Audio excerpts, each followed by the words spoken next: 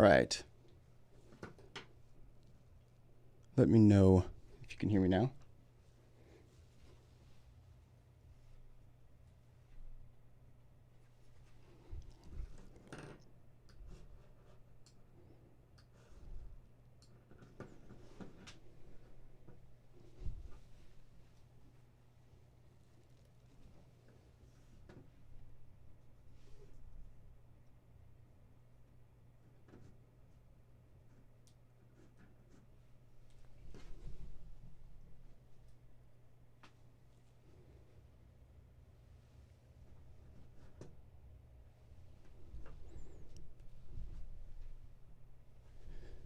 All right.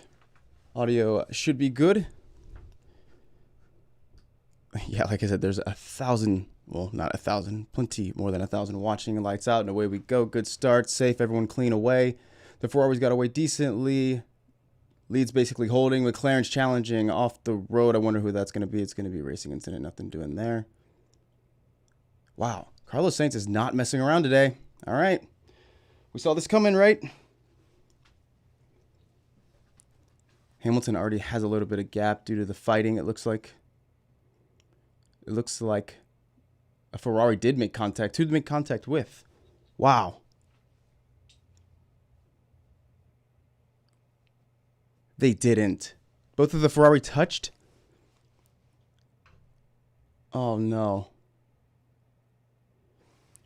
Watch out for the Renaults.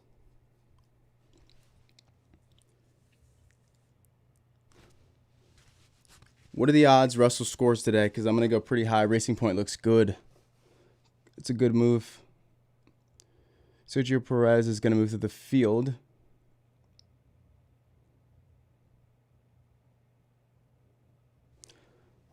Wow, I thought they got away clean, but they certainly did not. All right, so they're going to bunch back up, so we're going to see another good start. Did that radio just remind anyone of Japan? Because that's exactly what I just thought. I have damage. Now imagine Vettel continuing his race. Okay, here we go. The onboard Charles Leclerc.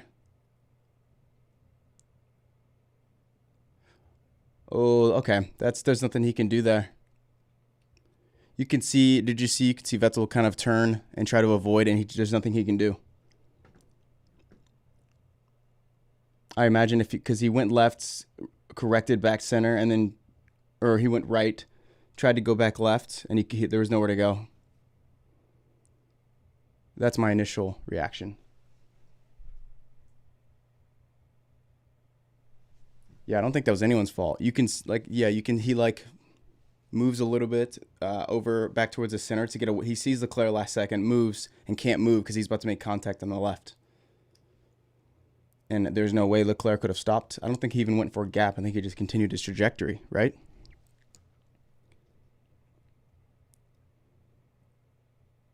So Vettel's backing in. Wow.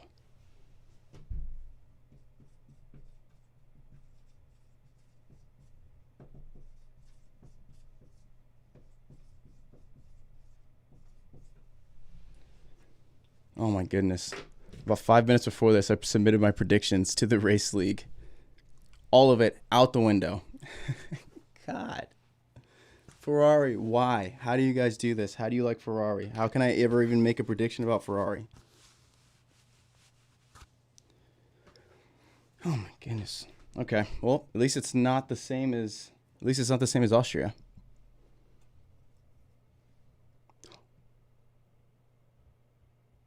Oh, I didn't see that angle with Leclerc.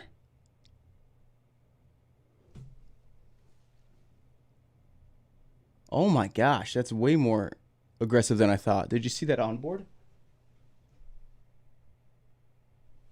Yeah, no, Raikkonen. My software does not like all of the accents on Raikkonen's name. I don't know why. That's so rough. That wing is annihilated. Wow. Also, Brundle is alluding to this being on Leclerc. That's interesting.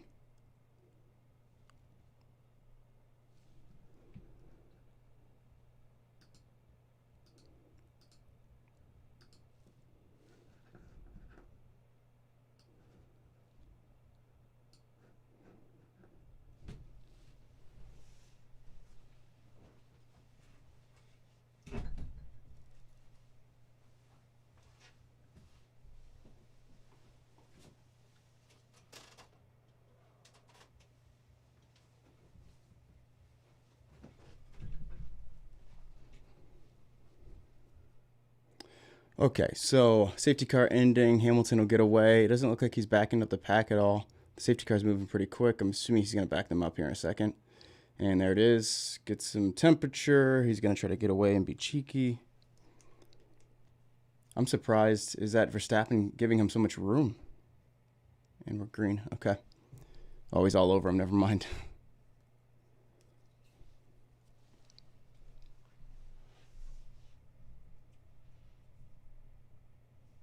Oh, Vettel's fault. How is that Vettel's fault? I got to look at it. I don't want to speak too soon.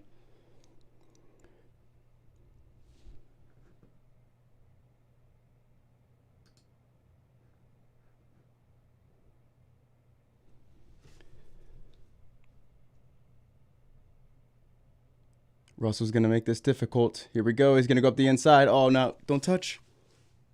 All right, it's a good break.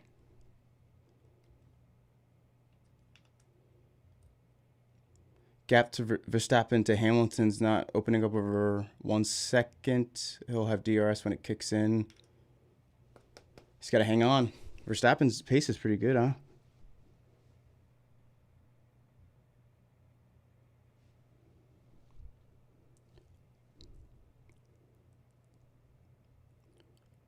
With 2 people go wide. George's Russell is going to be nearly over.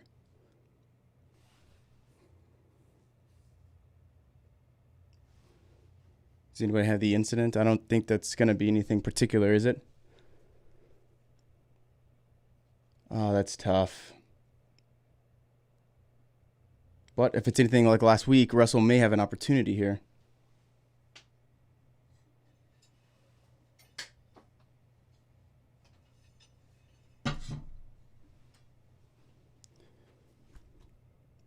I said they're reporting blue smoke.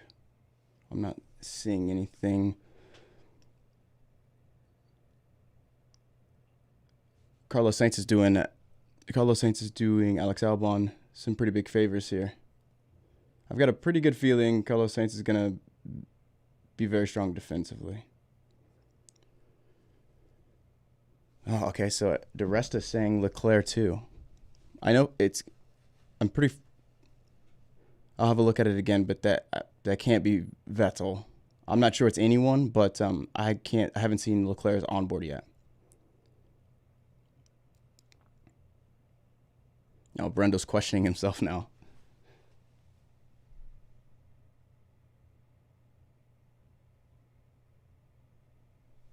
Yeah, not a good day from Ferrari. Okay, so we've got an overhead cam. Well, Carlos did get away well. I can't believe he didn't actually make up that place.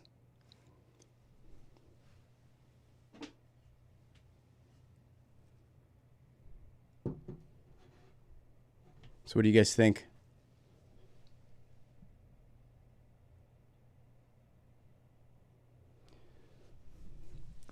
Yeah, that was unlucky. I still want to say it's unlucky. I'm not going to say it's necessarily anyone yet, but Seb just looks like he couldn't go anywhere, and Leclerc was on his inside. Now, whether it was a smart move by Leclerc to go up the inside right there is the question. I'm going to give him the benefit of the doubt until I see it.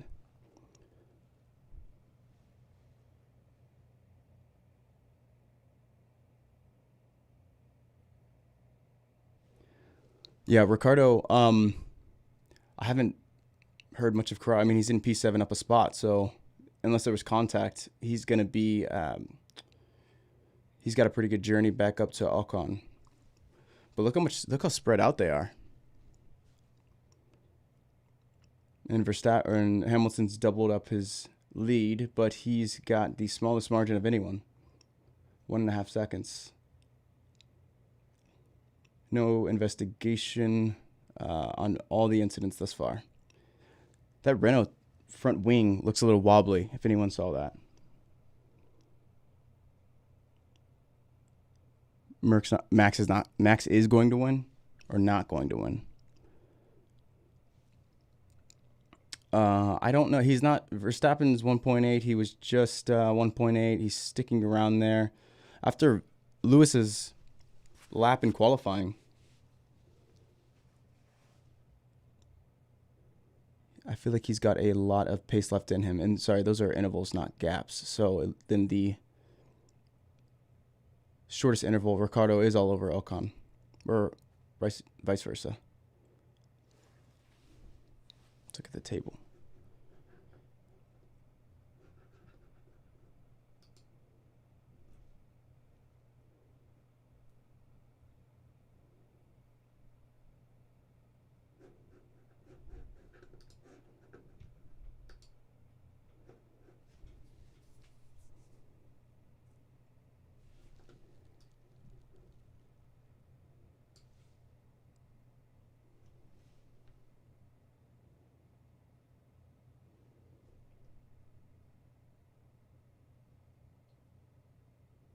Yeah, it looks like Albon's coming back at Carlos Sainz, and he's up and through at the right at the turn. He hit Hamilton, or him and Hamilton made contact.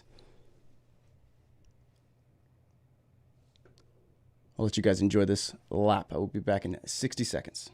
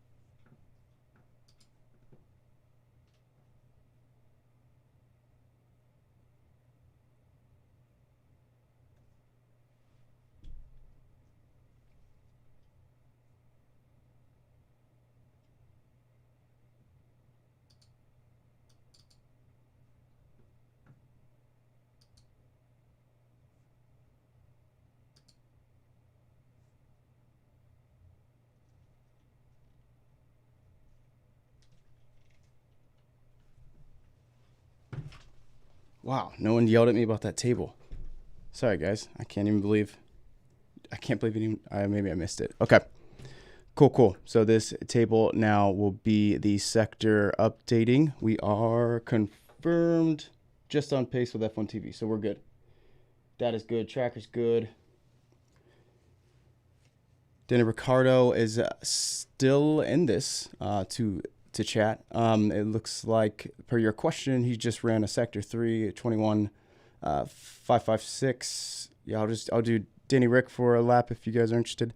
I want to try to do a little bit more of the midfield if you guys are okay with that. So let's look at Danny Rick for the next lap. He's up a spot versus Ocon, who's actually down a spot. His gap time, 16.496, in P7. Interval time of Danny Rick is just about half a second. He's got DRS. The last lap, Ocon took about a quarter of a second out, but Ricciardo's on the mediums. And just so everyone's aware, if that helps you, on the mediums are 5 drivers.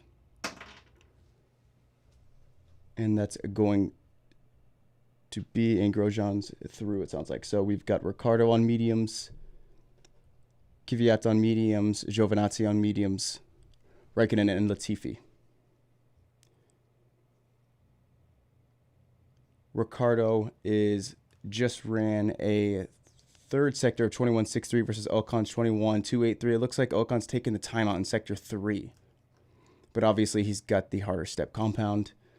That is understandable. So by all considerations, what Danny Rick's actually doing is pretty good considering he's on that compound.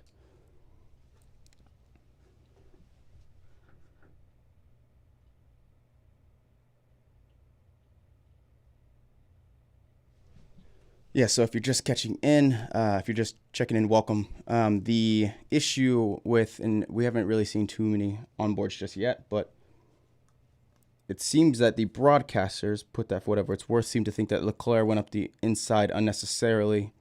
Leclerc's now switched over to the mediums. Vettel's he's been having some repairs still, and he's actually not out yet. And from what I just saw, Vettel looked like they're obviously all fighting for position on lap 1.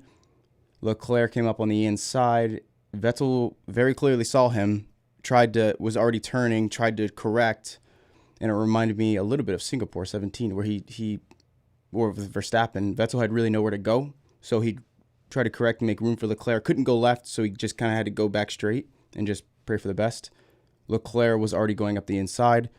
I don't know, did anyone else see a lockup? I didn't see a lockup, but it definitely, I'm pretty comfortable saying it was a tight squeeze on lap 1. So into traffic, that was a tough move.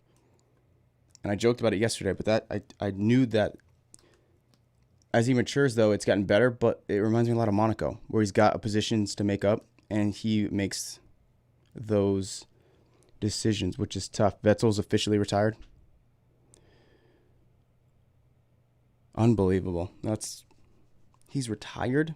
I wonder if it's because of the bits that they have, the actual spare parts. They're making it seem like the talk that Seb is having is just to talk. So I'm not really sure that it's anything in particular, Seb talking, but now this obviously gives a little bit more speculation to it and a little more intensity around it when the leading up to his conversation.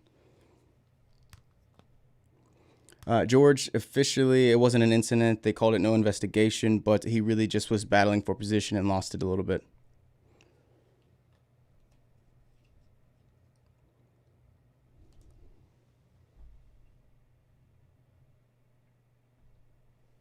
All right, go ahead, and does anyone have a pick on which driver to go through next? I'll go through some of their data as we look at this.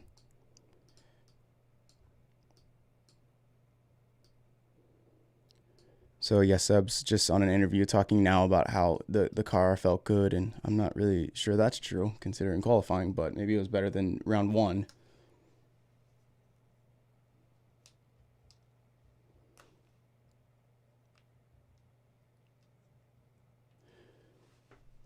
Yeah, Sergio, it's a good point.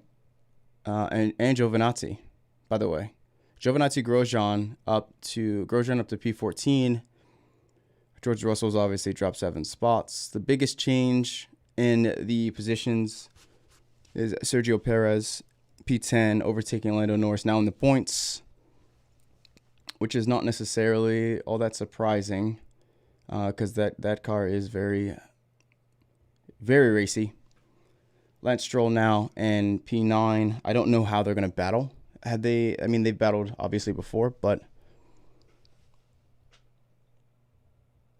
yeah, let's look at Sergio. I'll go Sergio on board. All right, so start of lap 17. Hamilton goes purple. All right, so Sergio Perez up 7 spots. Gap time, a 25, just about a 26. It looks like his interval. Perez's interval up to Lance Stroll, his teammate, who is also up 3 spots. So the Racing Point's looking good, very good. About a second and a half. Lance Stroll is in a pretty good fight with Pierre Gasly. His last lap, it looks like they are tracking pretty closely, but Lance Stroll definitely did a quicker lap. A 1 spot 10, a 110 spot 046 versus a 110 spot 106. So it's pretty close, both on soft tires, obviously, on the 15 laps completed. Now, this lap specifically, they're coming up on sector 2, and this first sector was 17.243 versus 17.852. So Lance Stroll picked up about 0.6 of a second, which makes a lot of sense. I would imagine that this fight would slow him down, but it doesn't look like it is, actually. So if Lance Stroll...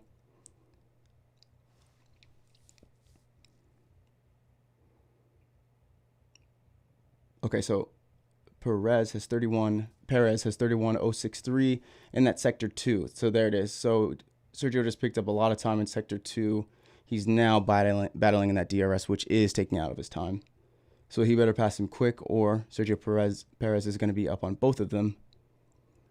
Sector 3, Sergio goes 21.274, picks up another quarter of a second on Lance Stroll. Again, that fight. Let's see how Stroll is now under a second to Gasly, which Gasly is about 2.5 seconds. So he's not really in any danger of getting Ricciardo anytime soon. But with Pierre Gasly playing defense, Lance Stroll playing offense, I would imagine that Sergio Perez is going to be pretty quick. It looks like Lance Stroll is now through. Okay, so he did get through.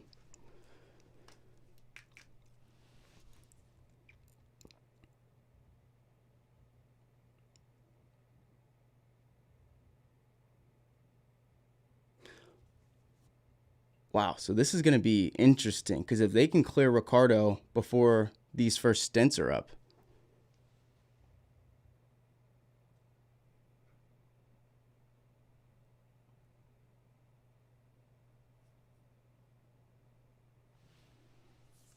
this will be interesting. Wow, this will be really interesting. So we've got Daniel Ricciardo on the medium 17 laps or on lap 18 here. Let's see what he does. Let's go through Danny Rick one more time, and then we'll move over. If anyone wants to look through 81 pretty closely, let me know, and I can either switch to an onboard data. But this is a really good fight, because this will be a battle of the tires and attrition. So we are on now they're clearing the second sectors. Bottas just goes a green sector. So Sergio Perez finally gets through, which is not surprising, but now they're going to be bearing down on Ricciardo, who... This is going to get very interesting, because Ricciardo's now up to just under half a second. He is very close to Ocon. Okay, so interesting. So Sergio Perez is going to be catching Lance Stroll here. Well, depending on how much time he takes out. Lance Stroll is in some pretty dirty air here. Daniel Ricciardo looks like he's backing off of Ocon, or Ocon's picking up the pace. Let's look at their sector times. Ocon goes green, 21.151 versus Daniel Ricciardo's 21.246. So I would probably think that, considering Ricciardo's sector 1 was faster, he's probably cooling the car off a little bit, because if not, he's going to get taken over by both of the racing points.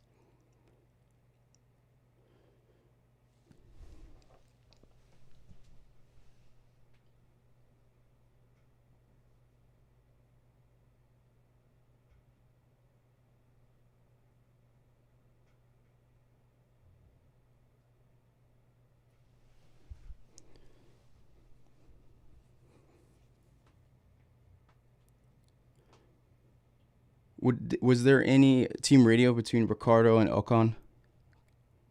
Because I wonder if they just let him fight through, which I don't know why Ricciardo would be asked to be let through on the harder step compound, unless he's just that much quicker. But the sector times were close, considering Ocon's soft tire, which it's not good.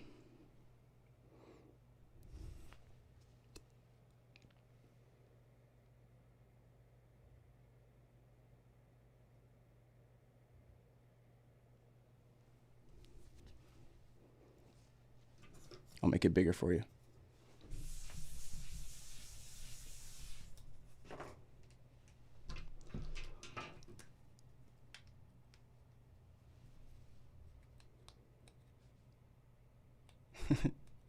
So Verstappen was just told, Mercedes said push, and his response was, what do you want me to do about it? So it doesn't really look like Verstappen on merit is going to get any sort of shot at this. Albon's close enough, though. at least to Valtteri, that they can do some sort of undercut, overcut play. Hamilton, upon the push call, just went purple sector 3. Wow.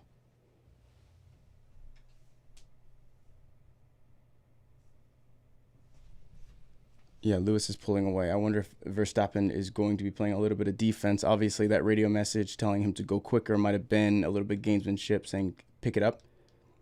Verstappen could be holding off a little bit, knowing he probably can't pick up a win here with this quick of a Lewis, but he very narrowly is going to be able to P2, but especially podium. Valtteri's in a perfect spot to undercut or overcut. So now what do you do? That's the question. So for chat, Valtteri's in the lead of the championship. Hamilton's on pole, clearly quicker in this race.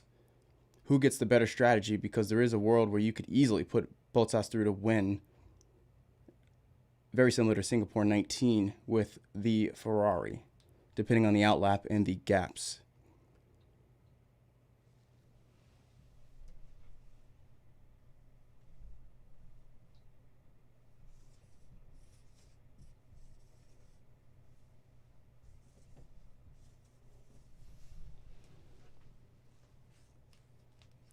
I had a bunch of stuff prepared for the drawing too, but as you can see, let's see here.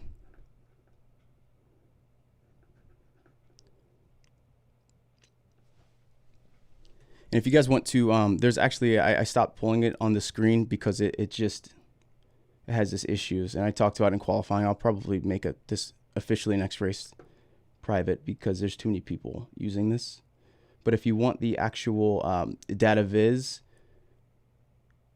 there we go, update. You can go to the live timing on crankyyankee.com. It's got it all up and available for everyone. So I'll keep trying to update this, but thanks for the patience, guys, and apologies for. You can blame the fellow F1 community for liking it, but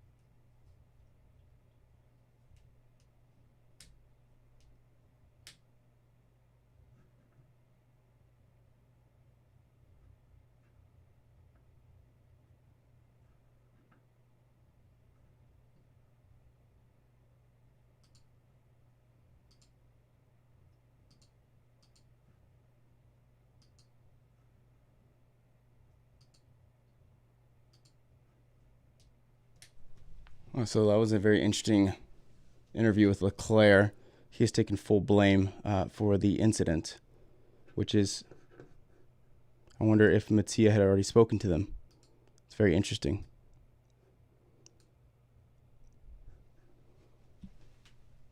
So what he said was, the question, he talked a little bit, the question was asked, were you a little bit overzealous? And the answer was yes, I was.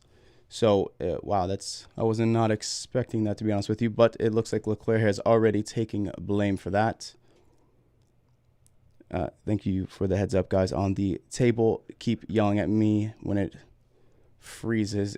more and more people are watching this race. I bet you the second they heard about the Ferrari, people picked it up. So, yeah, I'll watch it closely, so I appreciate that.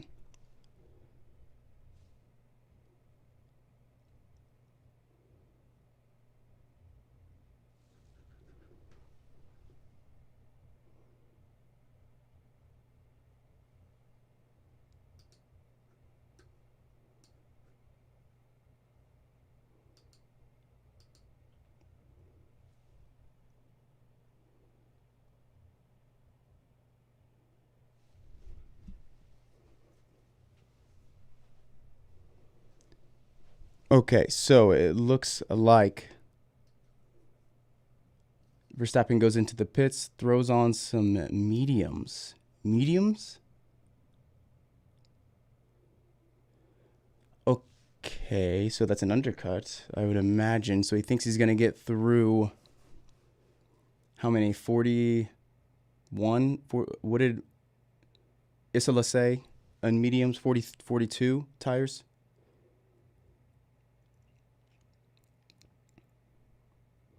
Okay, so I bet you that would be so if they think they have 43 laps in it, that's going to be a very close call. Didn't they do this last year? Or maybe that was Hungary, Lewis and Hamilton with the battle of the tires. So it's not going to be a two-stopper. He's just going to stop on these mediums, throw them on, and go to the end of the race, but that's going to be pushing it. Verstappen goes purple on his out lap. And sector 2.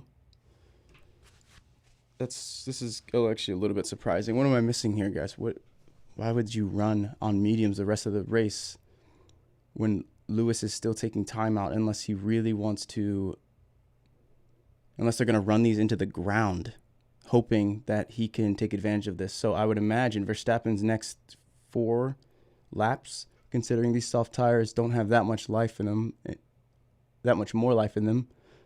It looks like he's kicked off the window marathon. Ocon drops into the pit, goes from softs. Wow, Ocon is retiring.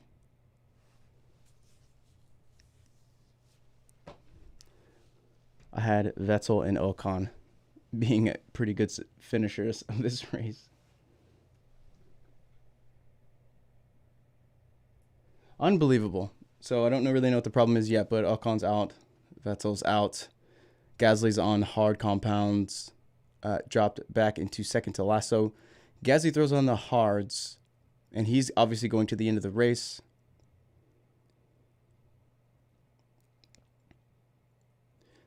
I don't know why they're not pitting Hamilton. Why would you not pit Hamilton? I mean, far be it from me to question the strategy, but you have to pit Hamilton. Yeah, it's a really interesting Grand Prix because it looks like this is now officially a strategy play.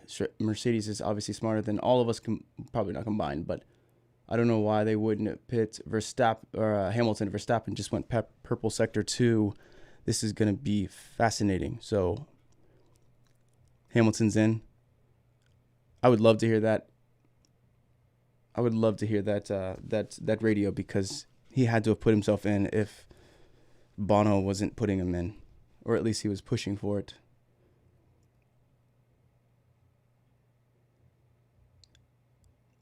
So we have who's going to be in the championship battle, or in the championship P3.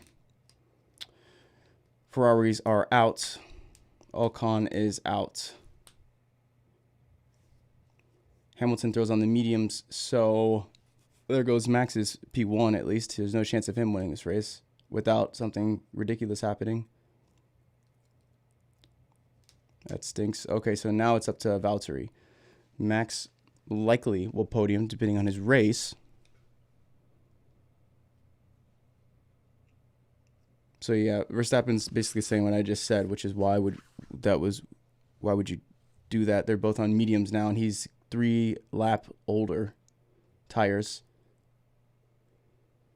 Unless the only play was what I was saying. So cynically, he's not going to catch Hamilton. But if he does pit that medium, runs these harder laps, which I don't think that he has the fastest lap, right? But he's got a couple purples. If he puts in the next, like I said, 3 or 4 laps, they were pretty quick. So he's on his 3rd now. He's going to really eat into this race for Valtteri. So it might actually be that Hamilton's leaving Valtteri out to dry. Depending on if he so now Valtteri can't pit. He's got to wait until, 30? I would say lap 30. If he can make it, he's got a shot. Verstappen's interval or gap time is 16 seconds, though. So he's in his pit window. So they screwed Valtteri massively. Wow. Yeah, that's what I was saying. They always got it locked down, but that really, maybe they didn't screw Valtteri, they just chose Lewis, which he's on pole. I get it, but Valtteri's in the lead of the championship.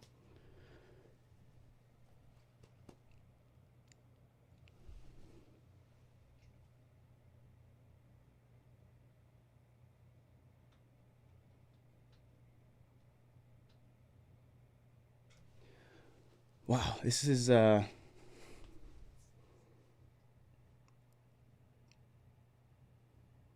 now this got a lot easier for Ricardo. Honestly, for Ricardo has a good.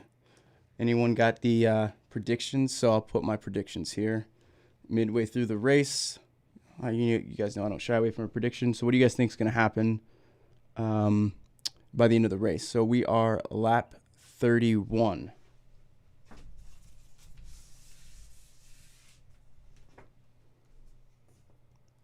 So it looks like Verstappen on the last lap. Comparatively, we could look at Verstappen, who goes 108.069 versus 107.863 for Hamilton. But really, the important one is Valtteri, who goes 108.540. So Max is going quicker on his mediums, but he's already got 5 in. Remember those past 5 times, which they look to all be very quick. So Verstappen's going, his tires are going to be dead by the end of the race, I would imagine.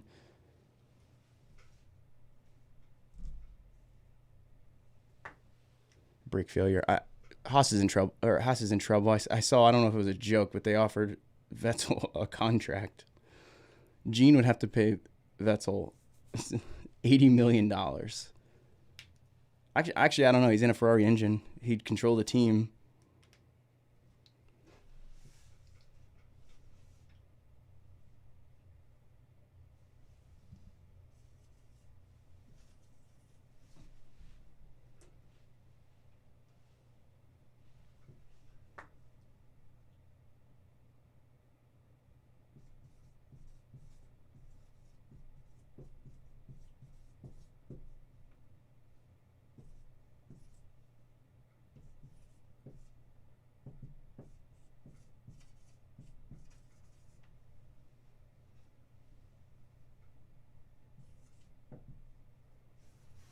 Oh, this is tough. P2.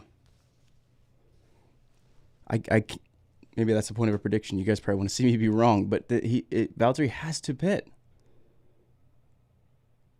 If he won't throw in the towel, he's gone 108.751 in the last lap versus Verstappen's 108.112.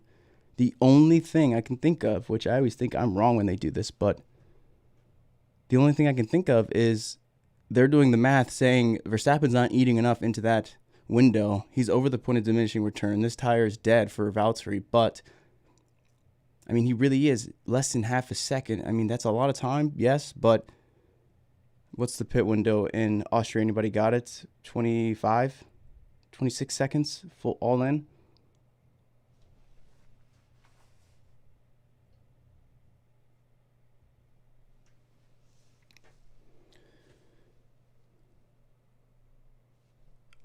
So I guess if Valtteri pits in the next 2 laps, I'll put him at P2. If Valtteri pits post lap 33, I'll put him a podium at P3. It looks like those top 3 are going to be pretty close to locked in. The gap time for Albon is probably just outside of pit window, about 25 seconds to Valtteri, who's now obviously P1. But the interval times, we can look again at Ricardo. So Ricardo is probably going to be the most interesting person of this race thus far. Ocon retired, just for chat. It looks like, or is it JR? It looks like Ocon retired because of, I would say mechanical, but he had an issue with the car. I haven't heard an actual, I'm sure they're saying it somewhere on some broadcast, but I think Verstappen P2, Albon. If Valtteri doesn't pit, Albon might sneak in. I still think. Let me look at Ricardo really quick. It looks like Carlos Sainz is coming in. Interesting. Before Norris. Carlos Sainz just had a horrible pit stop. All right. Officially make a call. Here we go. Interval 4 seconds. 5 seconds for Ricardo to Albon. It looks like his last lap was in the 109. Albon's was just inside the 108s. Ricardo's running pretty well on that tire still, though. 32 laps. You got to hope that Verstappen can make it that far. Verstappen just goes purple sector 2. I would say that Looks like no one's putting, none of you guys think Ricardo. So I guess to be the contrarian, I'm going to go, which is not like me, but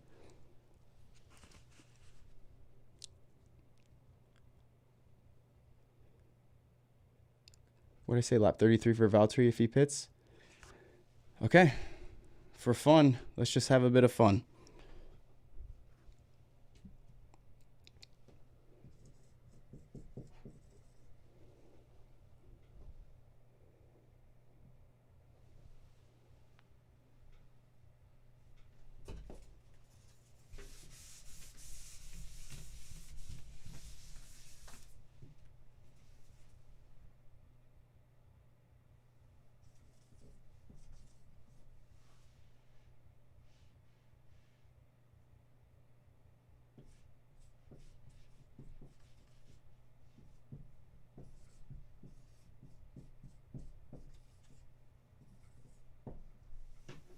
And Ricardo, so sorry guys. It looks like he goes on mediums, but Albon's red. Okay, so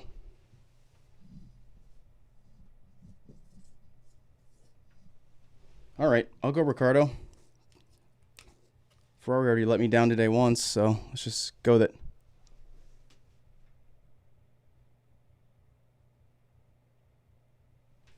Yeah, no, I'm not picking Ricardo. I picked Verstappen P2, Ricardo P3. I picked Ricardo over Albon solely because Albon's on that red, and it looks like he was going for his own undercut, but it looks like that Ricardo's gonna overcut him. So it looks like that's where it kind of stops. Inside his pit window, Sergio's inside Ricardo's pit window. Ricardo's inside Albon's pit window, and he's digging into it. In the previous lap, they went about identical. Albon and Ricardo went about identical. Can we just stop and look at Sergio Perez? Is up 11 spots.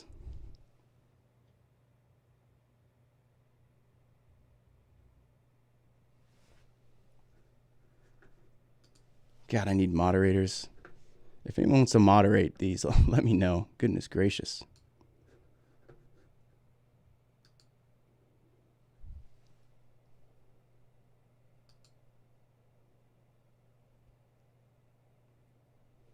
Yeah, I'll go through Sergio. I don't want to favor him too much. Not favor him, but I feel like it looks like Alex Albon just went into the pits. Okay, this will get interesting. I will pick up Sergio on lap 38. Sound good?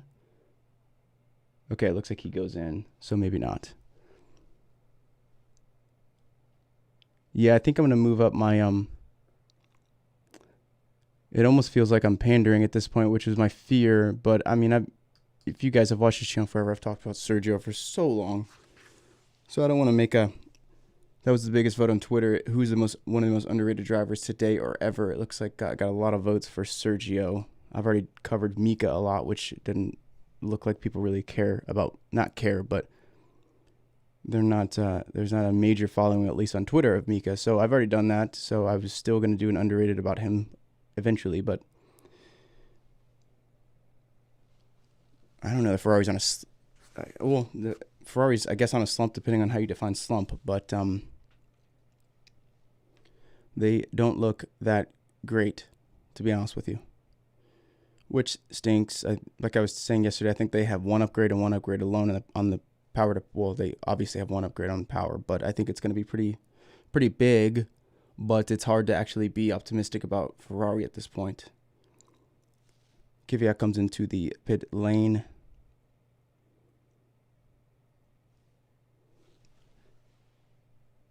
I thought that said something else. Okay. So yeah, let's go through Lando Norris.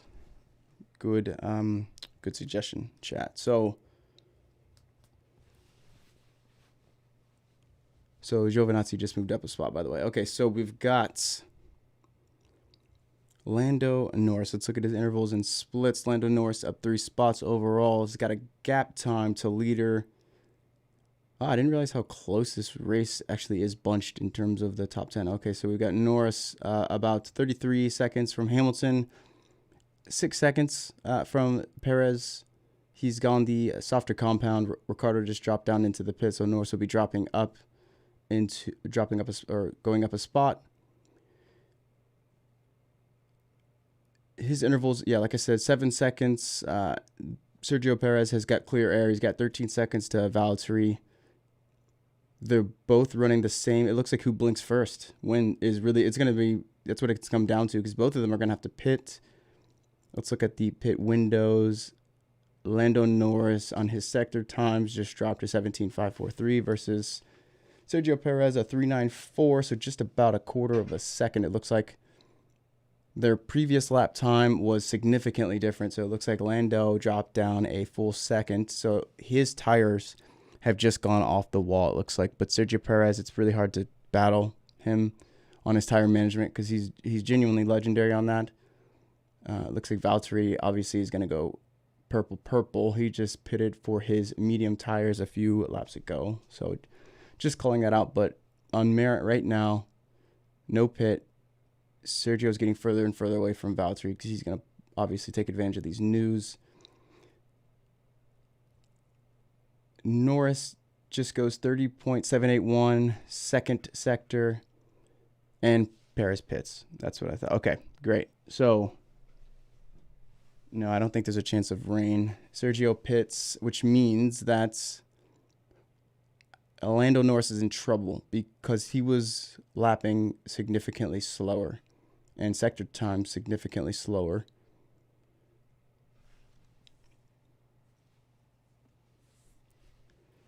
So now half a second.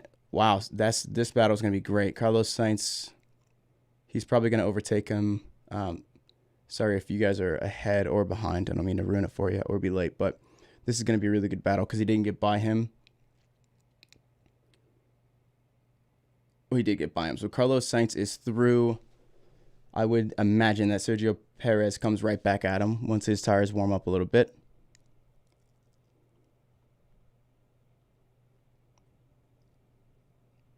Yep, this is exactly what this is what we're talking about. This is going to be a good battle. They're going to trade the DRS back and forth. I don't know if they can manage this fight, because if they do, Lance Stroll is about 2 seconds. Lando Norris drops into the pit. So Ricardo's on these softs. Let's look at Ricardo because he's not going purple. Sergio just put in a purple sector 3. Ricardo better pick it up, because if Lance is probably going to go to the end of the race on these mediums. He's got 6 laps in them. Ricardo did a really good job. I'm feeling good about this. So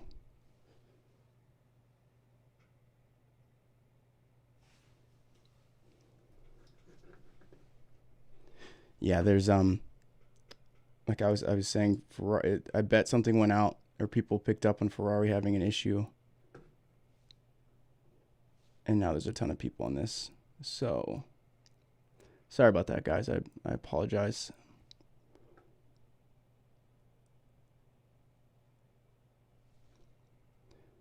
Oh, that is frustrating. Thank you for calling it out. Let me see if I can pull it up, though. It might not be as pretty, but while I do that, I'll make sure to keep going through the race, though. Sorry about that again, guys. I'll have to hide it next time. It's officially done. Too many people. Okay, so we've got Kvyat drops onto hard compounds. He's going to go for the rest of the race. That was a pretty good stint, so I bet you Kvyat drops in actually gets a points finish here. That's going to be a good battle between the two drivers.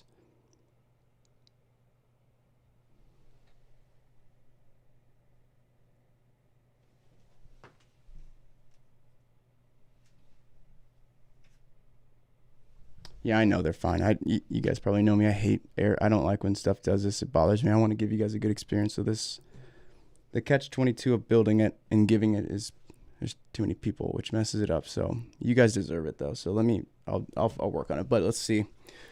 All right, Valtteri is got to keep an eye on him. So Valtteri he's got 7 laps now on his mediums. Ooh, this is going to be close. Okay, so Valtteri on his previous lap goes 107.655. Verstappen on his previous lap goes 108.148. The only one of those top 3 lapping in the 108s.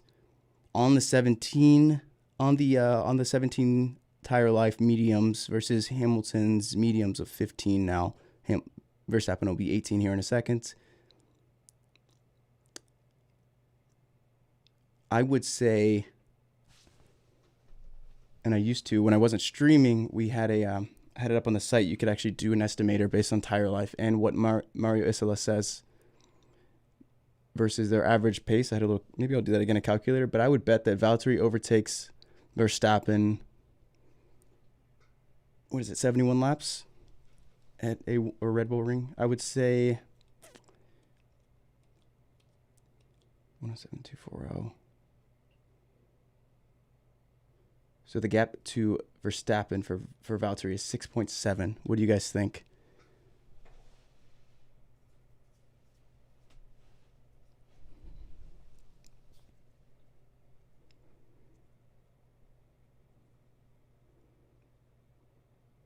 So they're lapping identically. He needs 6 seconds, and he's got 10 tire lives. His Isola puts it plus 30 on the tires itself. Lewis is going to back up the pack for sure. I'm going to go 68. I'll mark it so I can't cheat.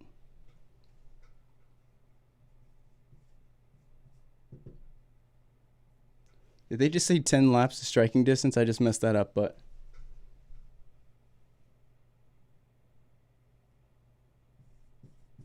That's embarrassing. Okay. Well, I was about 10 off, but I'm going to stick with it. I think Verstappen will, although he did take a lot of time out of those tires, yeah.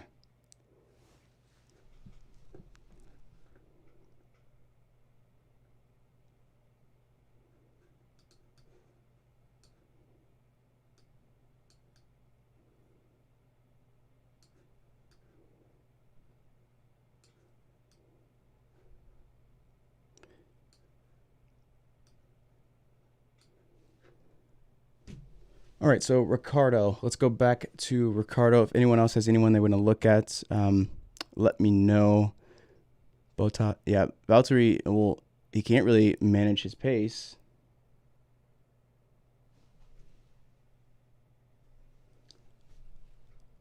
Why don't I care about chat? I am reading the chat. I'm just choosing who and what to respond to. Let's see.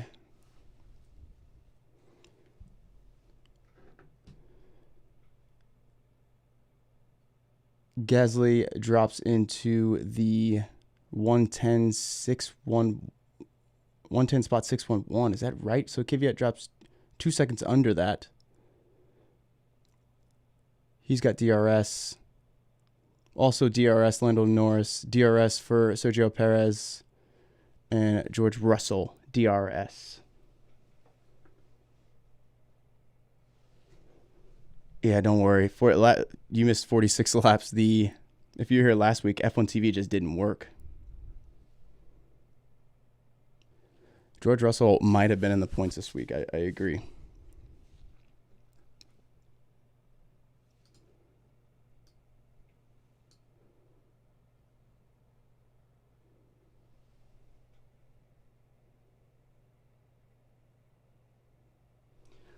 Max, I could see Max retiring because he's going to have to push this car. I don't know that that's predictable in terms of an error or just engine, considering Honda classified it as electrical. But he's going to have to really push this car because Valtteri's going to start attacking him very soon. The gap time for Valtteri is 12 seconds. Verstappen is about 5. The interval time is about the same for Verstappen, but Valtteri is about 7.5 seconds from Max. So what is this? Lap 46. We'll notch that down.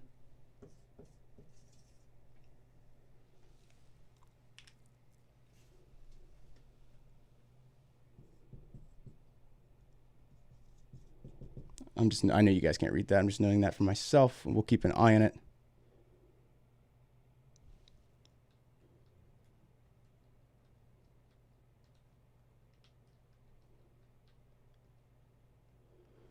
So Giovinazzi will be close as well in terms of a points finish. He's up 7 from the start of the race. He's got his interval time under. He's got DRS. Raikkonen's now got DRS. The fight for about P10. Yeah, the fight for P10 is going to be a really good one. And the interesting one there is Gasly, who's on the hard compounds, 21 seconds. There's no way that Gasly gets this spot. So Giovinazzi's going to have to overtake him very, very soon, considering he's on the softs. He's wasting a lot of time.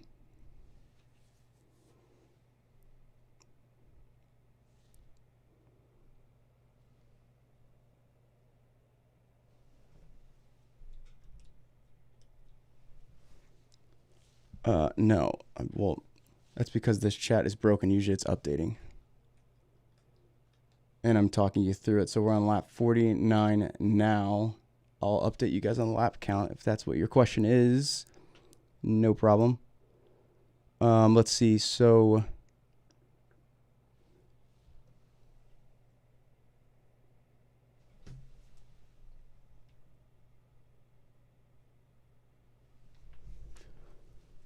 let's see. We've got Daniel Ricciardo is on the softs, lap 49. His gap time is not improving that much. He's at 4.5 seconds. At what point does he start pushing? So we'll keep an eye on that. His previous lap time, Ricciardo's previous lap time of 108.706 versus the 108, Albon's 108.886. You would think it'd be a little bit quicker than a 10th, but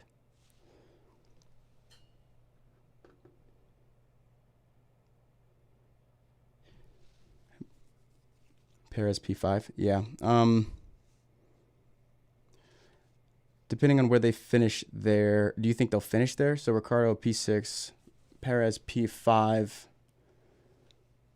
Which is surprising because Perez is on a tire, harder step tire. I'm assuming Ricciardo's got an issue with something because that doesn't make a lot of sense. Unless Ricciardo's just off the pace.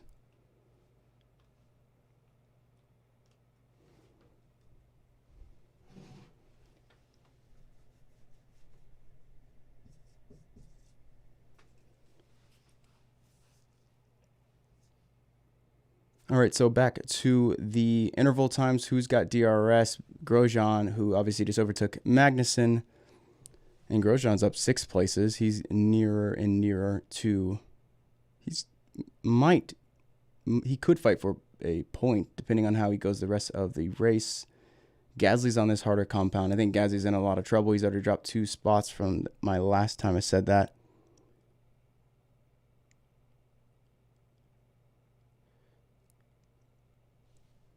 And it looks like that Raikkonen is now nearing a little bit closer to DRS on his teammates. P12 right now for Raikkonen, up 4 spots. The Alphas have recovered fairly well. I mean, there's 3 retirements, so obviously that goes into this calculation, but Raikkonen's up 4 spots in aggregate. Latifi's the 16th, but again, there's 3 retirements. He's above his teammates. Latifi is just lapped in the 109s, though, which is fairly good. But he also has the soft compounds. George Russell is in last place on the medium compounds. His tire life's a couple laps younger. So this one might go to Latifi. We'll see. Russell's in last. Ocon's overrated. Some people think Ocon was never that good to begin with, so I don't even know if you'd call that overrated. I'd be interested to see what you guys think. I would be in that camp then by your own estimation, because I too think he was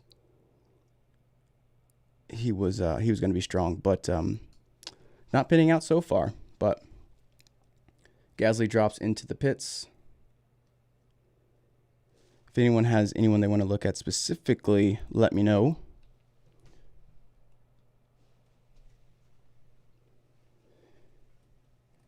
Ricciardo to Renault. I don't know. I think that was probably it was a right move for him considering the circumstances. You got to remember, he parlayed that into a giant contract. I don't think he went for the money. I think he left because Max How would it look if Max just utterly annihilated him? Because he would have that next year. Getting out when he did was pretty smart, and keeping his stock up was smart. But I think that ruse is done, and I think this year might show that. He's a great driver, but not worth... His civil suit revealed, what, somewhere between $20 and $30 million. I'm assuming that'll be cut in half, and then some at McLaren, but we'll never know contracts.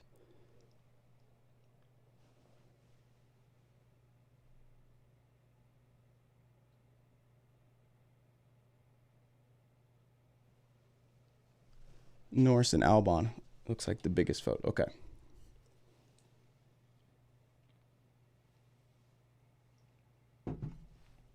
Here we go. Let's do Norris first. Okay, so this is going to get tricky. So Norris is flat in terms, he's parity where he started at P9. Okay, so his interval time is 4:029. Lando Norris, he's about 4 seconds. Yeah, so he's under 4 seconds now. Interval to a Carlos Sainz who's dropped down 5 spots. I'm assuming he's not going to be too pleased about his day. Lando Norris has a, it looks like his mediums have gone 7 laps younger. They look about 7 laps younger than Carlos Sainz. Okay, so that will make it, he should be able to get Carlos. That'll be a good teammate battle. He just went about half a second quicker on the previous lap. This is now 54.71. By the time they get to the end of this race, Carlos Sainz should be safe on his tires, considering the mediums, and Isola says that those tires go over 30. So I don't know that he's going to be struggling.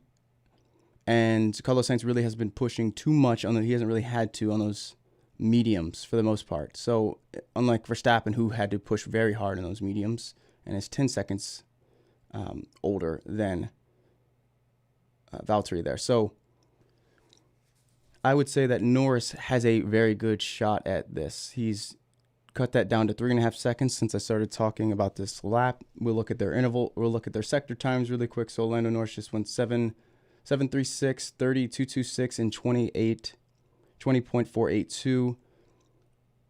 All of those are faster than Carlos Sainz's sector times, so naturally this is going to be a quicker lap for him, and that's the second lap I've seen of their sector breaks, which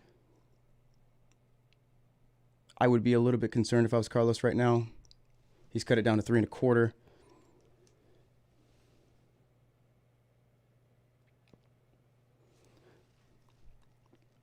So I would... It's really impossible to guess when he's going to get them because those tires are so close.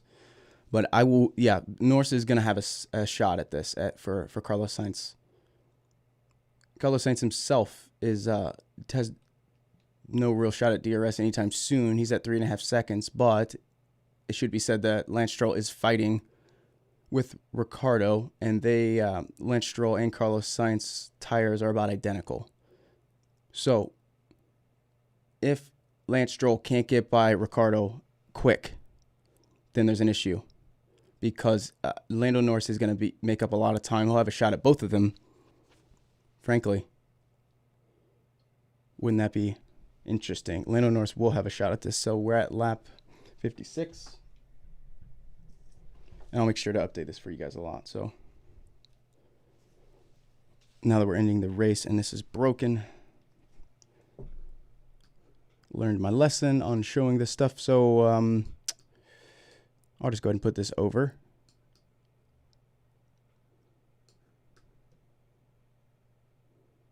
So Giovinazzi gets a black and white. Does anyone know why?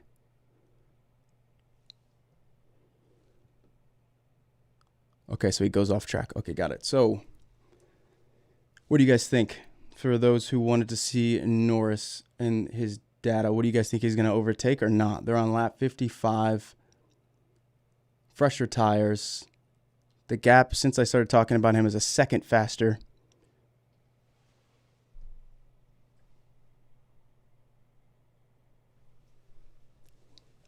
Okay, let's look at, looks like you guys want to see Perez and Albon, which is a super interesting one. He just went fastest lap, it looks like. All right, so Alex Albon goes 108.141 versus Sergio Perez's 107.410, which is not a surprise. He just went, we all know he went pretty quick on the last lap, depending on if you're watching, confirm that. The tires for Ricciardo, it doesn't look like Ricciardo is going to be catching Perez anytime soon, so he's not playing defensively. Perez is definitely going to get Albon, it looks like, even as I'm talking. His tires are pretty close to the same, about 3 laps younger for Perez. He's about half a lap. Well, let's be specific because they are on DRS.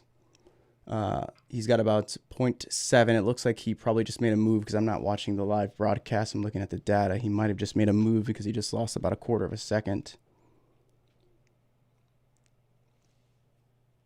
Yeah, and good job, guys, on the updating in the chat. I appreciate that. As I go through this, it's hard to look at 8 things at once. So back to Albon, whose Sergio Perez has dropped that again. He was up to 0.7. He's gotten all the way down to 0.4. He's spiking, so if I was watching the live broadcast, I would imagine he's setting something up. Let's look at the sector times as we go through lap 58. Sergio Perez, first sector, 17.048 versus Alex Albon, 17.015. Albon's best, that was the best green sector for him. 30.353 sector 2, 30.341 sector 2 for Sergio, the former's Albon. So depending on how this next one goes, Sergio Perez for sector 3 goes 20.693. This is going to be close because he's digging into it. Sector 1 might be Albon's, but these last 2 have got Sergio written all over it, or he just got a radio to push. So if you're watching the live broadcast, you might know a little bit more, but this might come down to the back markers.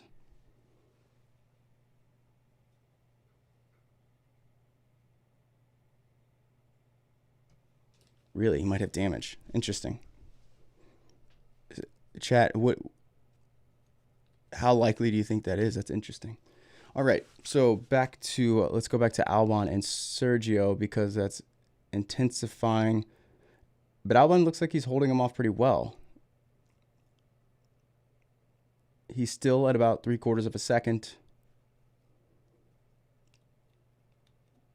It looks like he's struggling with back markers looking at this data, if I had to guess. Lap 59.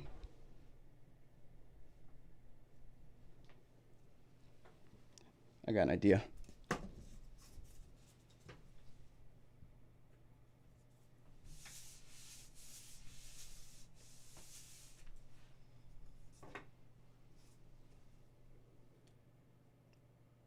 So Carlos Sainz just put in a very strong sector 3. Lando Norris is now 1.9 seconds behind Carlos Sainz. Remember when I started talking about 2 minutes or 5 minutes ago, he was 3.5.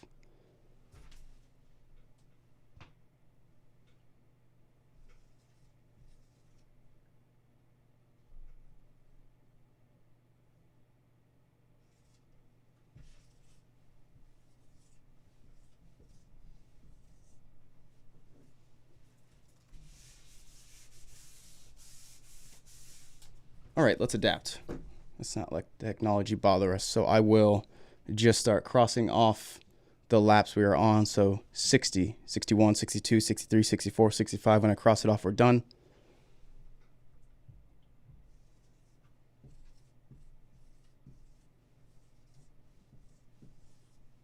Then when we get to lap 70, you'll know because it'll be penultimate. Sound good? If anyone has anyone they'd want to see covered, let me know because we are getting down to crunch time, so I'll be going through this pretty quick.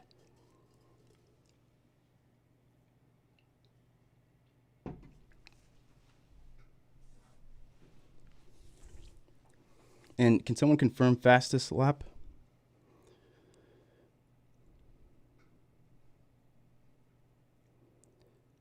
All right, so Checo is down to half a second. If anyone catches a radio, let me know because I'm sure that is going to come here shortly. Checo puts in a slower sector 2, but his sector 1 was pretty significantly faster. Let's see what they do on Sector 3. I'll update you here in a second. This is going to be close. So Checo has had DRS for a while now. He's going to be sitting in dirty air. I will do Max. I'll do Max after this. So if Checo's got fastest lap.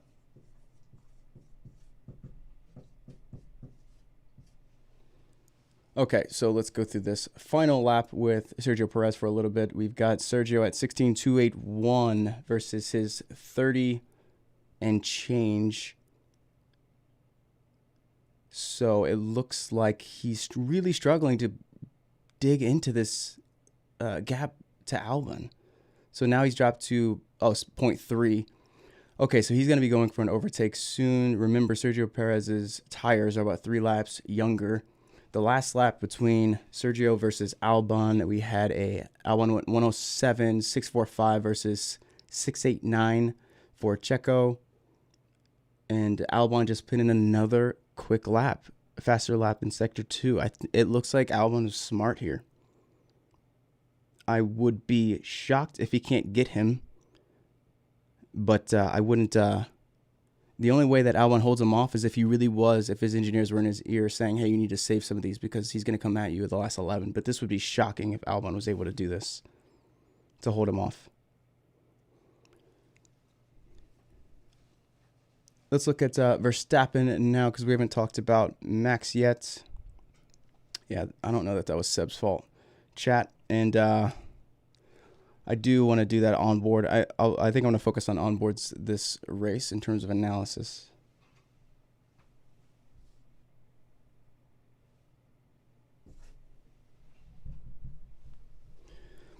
All right, so Verstappen, let's go through his lap. He just put in a 108.270 tires, just as a reminder of Verstappen to Valtteri. Valtteri's P3, Verstappen P2. The tires are significantly younger for Valtteri. They said 10 laps, that would have put us at 60, that Verstappen was going to get overtaken. I still said 68. And it looks like when we compare the last 2 laps they ran, Valtteri was well in the 107s. Oh gosh, Verstappen, a 108.270 versus Valtteri, 107.666. Bad omen, maybe he holds him off.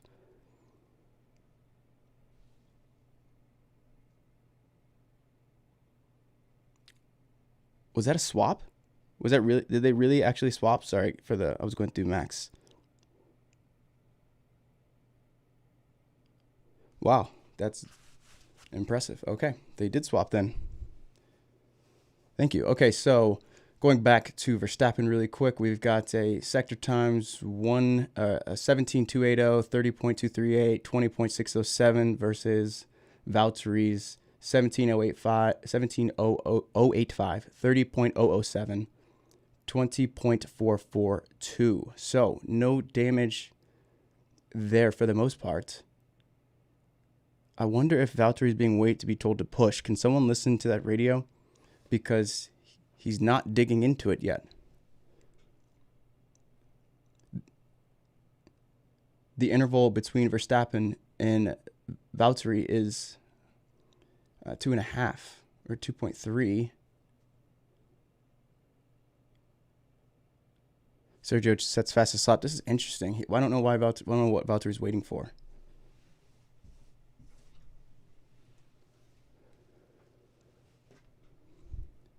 Yeah, Perez goes purple, fastest lap, improves himself.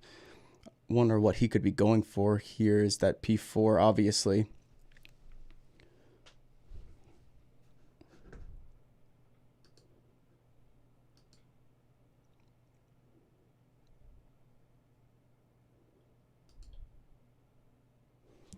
All right, so let's look at Sergio and Perez, and if anyone else, again, has a request, let me know. Stroll and Ricardo is going to be a good one. All right, so Sergio Perez is now 0.738 to Albon, which is pretty surprising. Wow. So he's not able to dig in. He's got a couple lap better tires. His sector time was 20.444 versus Albon's 20.382. Albon just went green sector at 20.869. 9. Perez has set 2 fastest laps basically consecutively. Perez just goes purple sector 1. I imagine he just got a radio. What'd I say, 68? I'm telling you. This data is, the math is right. It looks like this isn't getting any better either. Some of you guys saying this is boring. A lot of people are looking for it, looks like. Okay, so Sergio drops another purple sector. Not lap, purple sector. Sector 1, 16.761. Sector 2 for Albon was 30.7076, 30.344 for Perez. It looks like Perez just struggles with the second sector, because his sector 1 is a lot better, and Albon's a lot better in 2 and 3. So that really does look like to be saving him. Thank you, chat. So it looks like Norris is quicker. He set the fastest lap.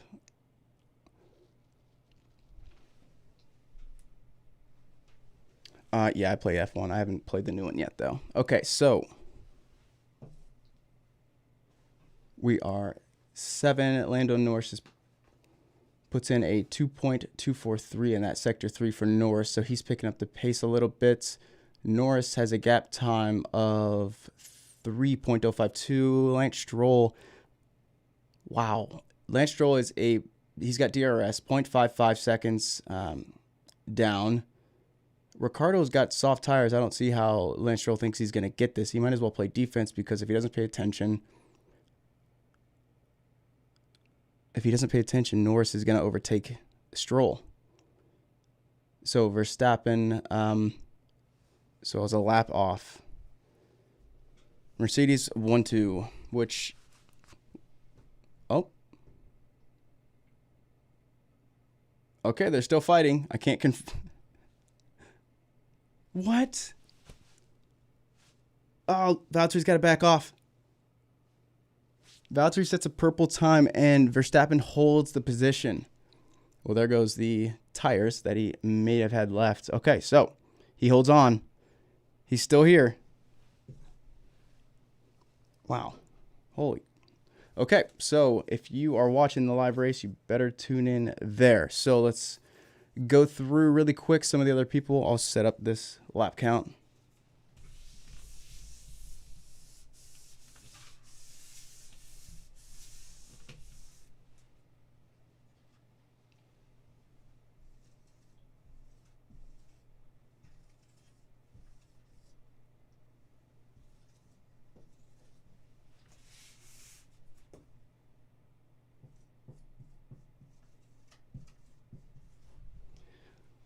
All right, here we go. So Alex Albon just goes purple sector 3. Sergio Perez in P5 has a interval time of 0.78. He really might not get him. That is absolutely shocking if he can't get him. Lance Stroll is not going to get Ricardo. Oh my God, it's going to be a last lap absolute bonanza. So Ricardo has about 0.6 seconds on Stroll, but he's got better tires. Sergio Perez has less than half a second on Alex Albon with better tires. Has been battling him for what, guys? 15 laps? Close? You think Perez in 5th? Yeah, so make your final predictions. This is it. Here we go. It looks like that Verstappen is not going to be able to catch him. So Valtteri pulling away now over, well, he's back in DRS, but he's got no tires. He wasn't managing them well. Well, he was. He was doing his best, but he was caught in no man's land. We saw this coming. Ricardo didn't pan out the way I thought. It looks like his team probably said don't go for it. He was, 13 seconds? I guess I underestimated, surprisingly, how good Perez was going to be with those tires. So,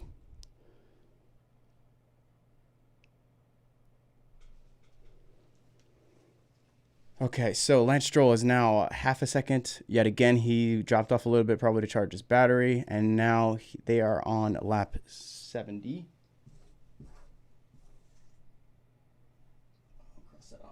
We're almost down to last lap. It looks like Hamilton's about to set up for a quali lap. He probably wants the fastest lap point. I imagine this is going to Hamilton. So Verstappen, that was a little close. I don't really know why. It looks like Max probably wants the fastest lap too. That pit window was a little close, but they are professionals, so that makes sense.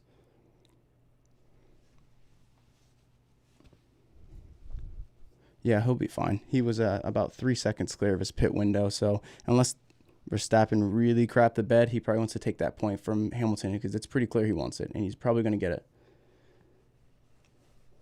Okay, down to the battles. We have Lando Norris, 0.8 seconds. Tires are a little bit better. Remember that. So in P8, Lando Norris. P7, Lance Stroll. Lance Stroll, by the way, is still fighting Ricciardo. Like I was saying, if Norris pays attention, he might be able to at least catch Stroll out.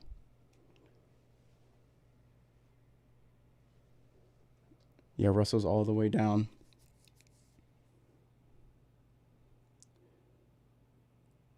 Grosjean has a shot here on Giovinazzi. It looks like that's Magnussen, Raikkonen, P10. Basically, all these are set. The battles are P7, P8. Perez is gotten it down to 1.8 in terms of an interval. Oh, never mind. It looks like Perez is dropping back to... Okay. Looks like he's not going for it officially, looking at the data alone. Lando Norris, not Lance Norris, just put in a 16.688 Sector 1. Wow. Okay, so this is probably the best to watch is going to be Norris.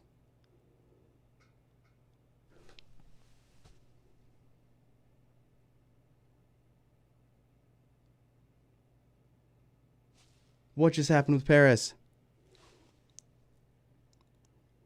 He goes for Albon almost. It looks like Perez has damage. I thought he was backing off. And he makes the move finally. Lance Stroll waited till the last lap.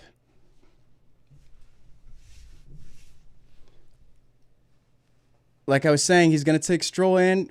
He's going to take them both. Norris goes a long way. It looks like he's wheel to wheel. Okay, Stroll holds on. So they're a quarter of a second. The door's open. Lando Norris has a little bit better tires. This will be close. Grosjean is the only one really with DRS here. I get Ricciardo back on Norris about half a second. So Norris and Ricciardo both about half a second. Looks like they're charging up for a Sector 3. If he has anything to do, it's going to be Sector 3.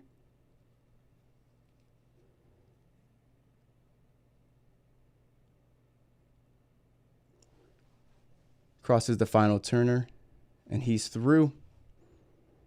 All right.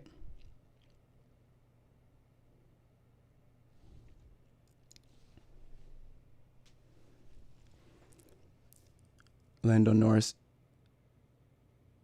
is he going to get it? Is he going to get it? It's about a quarter of a second. Norris is battling Stroll. It looks like he gets through. He's through. Norris is through. Norris, P6, Stroll, P7. Wow, the tires failed him. Unbelievable strategy because that was close. You got Ricciardo is now half a second behind Stroll. God, he's hungry for that. Ricciardo finishes, it looks like, where he started. It's still not over. They're still battling P6, P7, P8. Lando Norris. Oh, my God, he's going to get...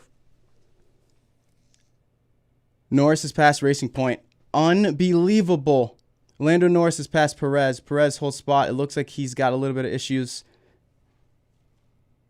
It looks like it's pretty close. Perez looks like he stayed ahead of Stroll. Norris overtook Perez there at the very end. He overtook all of them. And then Stroll is P7. It looks like confirmed. It looks like a photo finish, basically. 0.06. Stroll finishes ahead of Ricciardo and P8. Oh, that was stressful. Wow. I don't think there's going to be any penalties. That looked pretty safe. That looks pretty clean all around.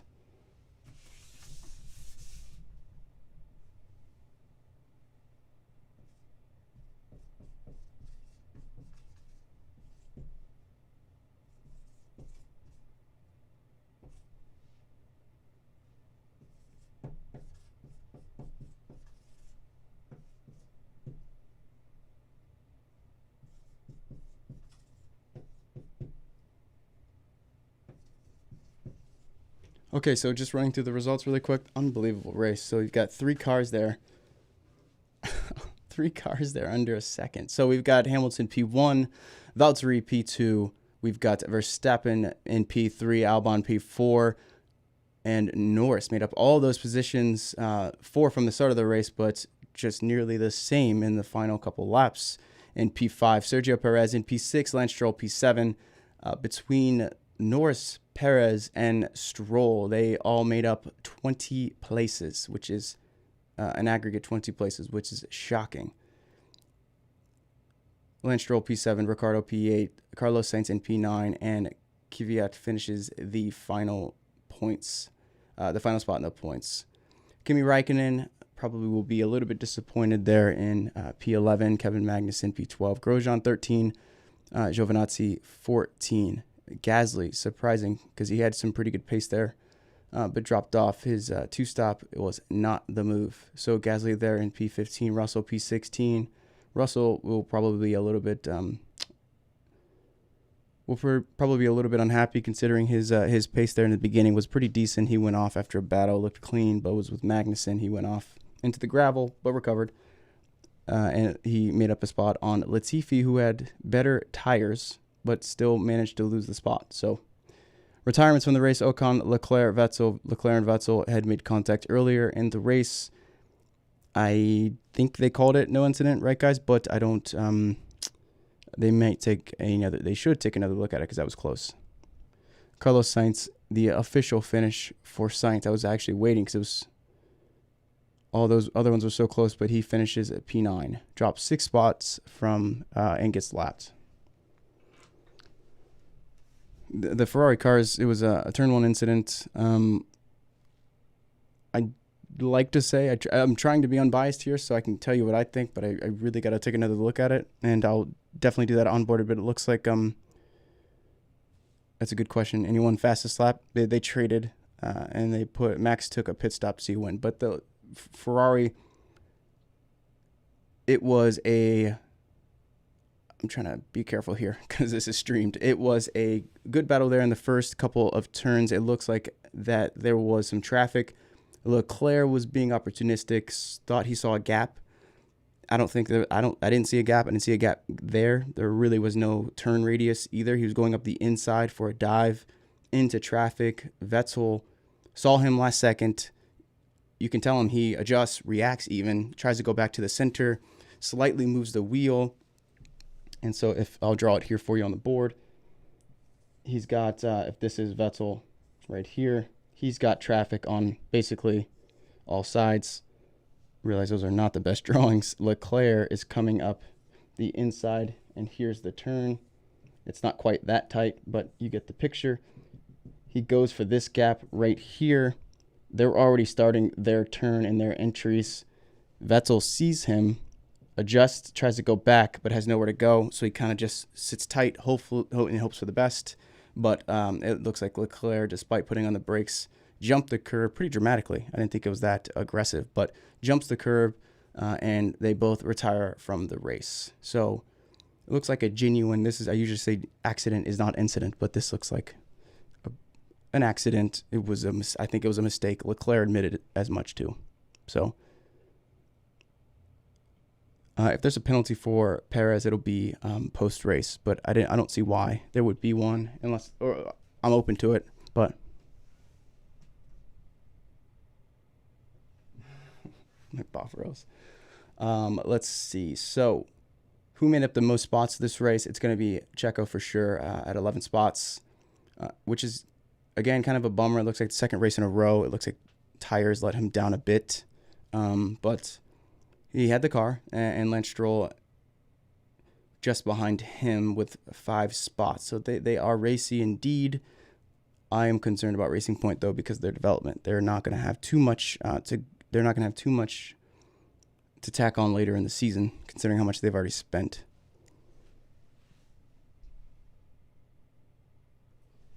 Yeah, it's fair to call this a boring race. I didn't understand. I don't agree, but that's because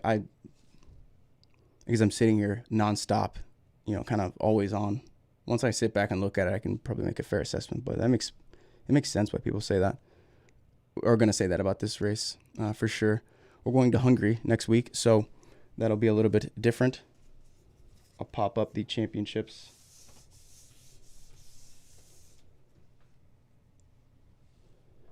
And then I will, what I'm going to do for this one, now that I've got the new audio interface, I will be able to make more of these onboard videos. So I'll go sooner. I won't hang out as long here. Like we hung out like 2 hours last time after the race. So I'll hang out for a little bit here. And voice cracking like a teenager. But I'll go in and make this race analysis now that we've got the equipment all set up and everything's good to go. I've got you guys' feedback for chat. That's a bummer, but I appreciate it. You guys being patient. This it's good news. It's good that people want it and it works. It's just stinks that I'm limited by OBS and YouTube Live. So I did not expect this many people to watch it for as boring as a race you guys think it was. No, it's you guys. If you think the channel is good, it's because you guys give me input, and I don't take it offensively. It's important. Sorry, I keep leaning forward. That's a lot harder to read. I can't see very well. I'm about 90 minutes from the Indianapolis Speedway. Heartland of the States. I wonder how Max is going to feel about that race, honestly.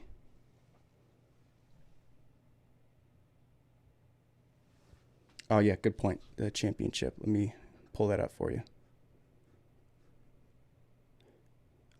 That's a good one. So I was thinking about this. Are there any...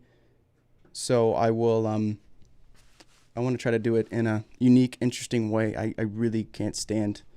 at least how I used to do them and just how race reporting is usually done. I don't think it's interesting or fun at all, and I want to try to do that. I don't know that it's possible, but if you have any questions and you want answered or talked about, now that I know for next week you guys are heavy on predictions, I've got something ready. It'll be fun. But for race results, it's really, really helpful. So if you guys, if you have any suggestions, obviously I'm reading these closely for whoever, a couple of you think I don't look at the chat. You're insane. I'm staring at it. I'm just having to look back and forth at the data. So I do read these, and the suggestions are incredibly helpful. You have no idea. So if you have anything for the race results, let me know. I will, if you see it, don't be surprised. And if it's specific, I'll call you out and give you a thank you.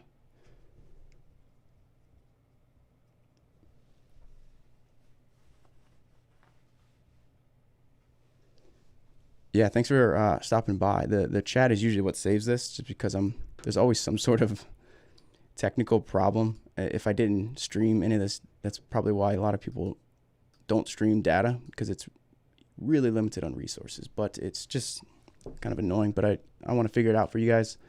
So the chat, you guys are killing it another weekend. So thank you, sincerely thank you. Let me pull up the results, the championship standings.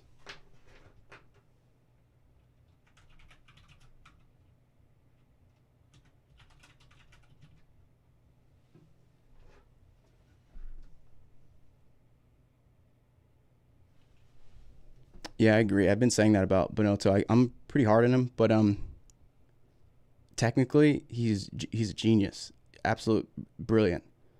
Just I don't even think it's his technique. I don't even think it's his style. And like I said before, I don't feel appropriate fully doing the Ferrari dynamic analysis, but someone should. The Arriva Bene and how that played out, and even the relationship of the media, Italian media, and the management, because that's such a storied team. There's a lot of voices on the inside that matter, and a lot of people don't think about that. Yeah, so this isn't the championship order or anything. This was the actual finish.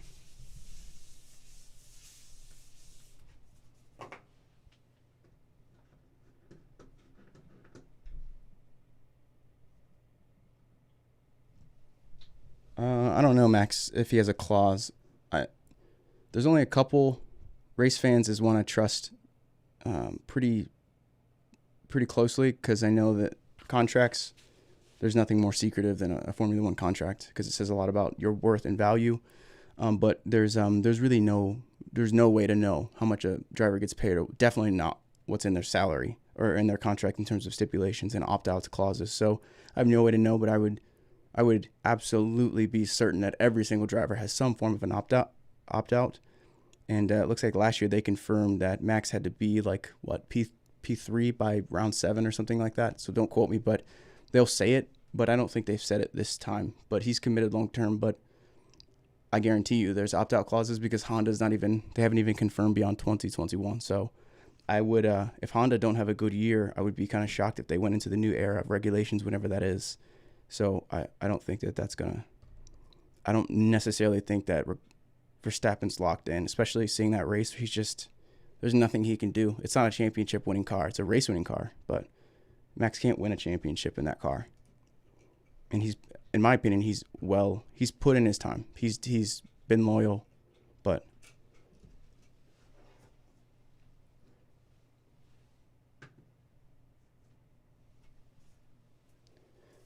yeah, that's a good point about Vettel's interview. I wonder if they show it live. If I can get it live and I can find it and I can confirm the time, I'll let you guys know here in a second, but I might just stay on. Let me know if you guys are interested in that. If not, obviously, you're not going to hurt my feelings. I don't know that I can find it, though.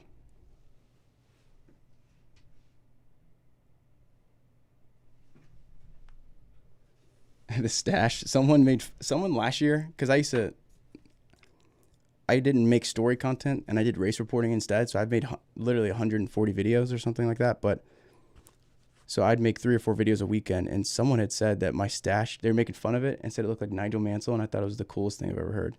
So I've been sure to grow it out this year.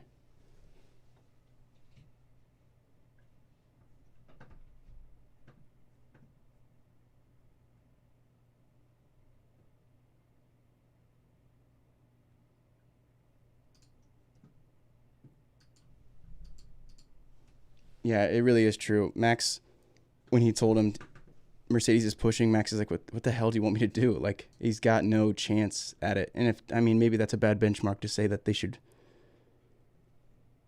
Red Bull has any shot at winning whatever his championship winning car is, because he's never going to have that unless he's in a Merc. So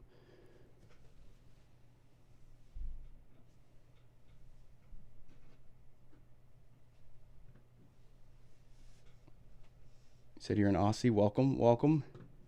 I'll stick around for a little bit longer. I'm trying to get these standings. I don't think anyone's updated yet, but I'll just do the math if I have to.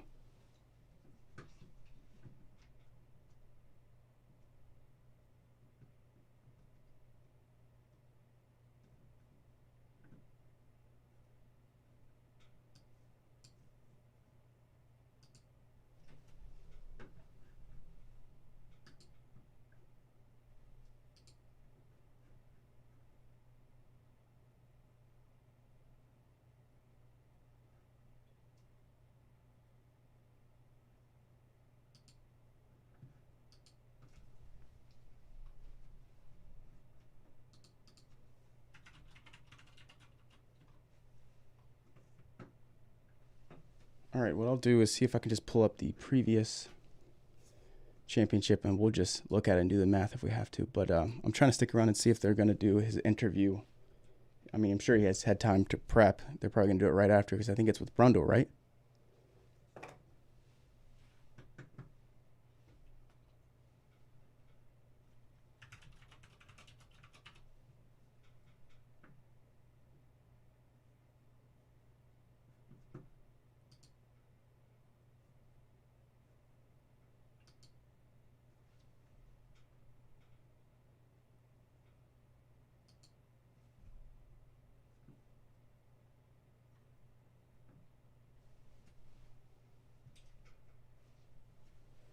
Yeah, Hamilton's going to be tough to catch, honestly. I don't really know that especially after last week, with Valtteri looking so strong and people were questioning Hamilton, I don't exactly know how Hamilton loses this season. The only shot, I thought Ferrari were going to have a pretty decent shot looking at the rest of the races, again, back at Mugello. Sochi, who are, I mean, honestly, whoever's in P3, whoever's on the second row at Sochi's got a good shot at winning. But that's where I think you really got to watch out for like a McLaren upsetting in Russia.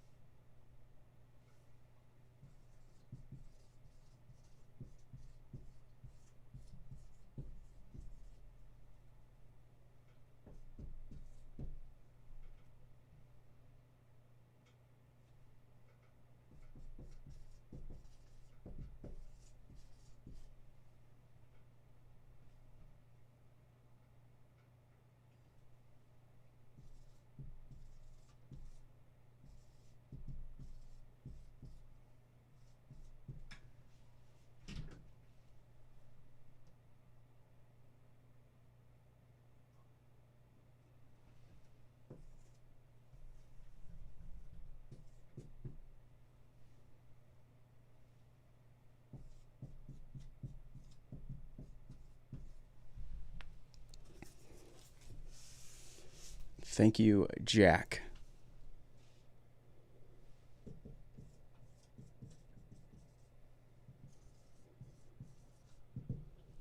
Was it North 16, I believe? That look right?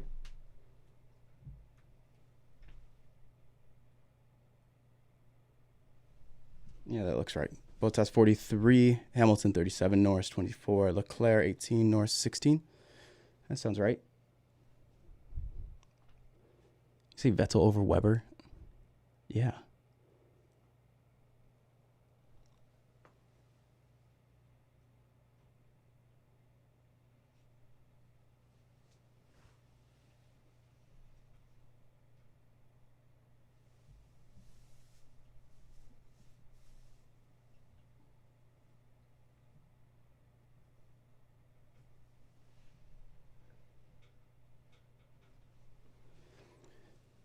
So really it'll come, you guys are talking about Perez has 16, you said?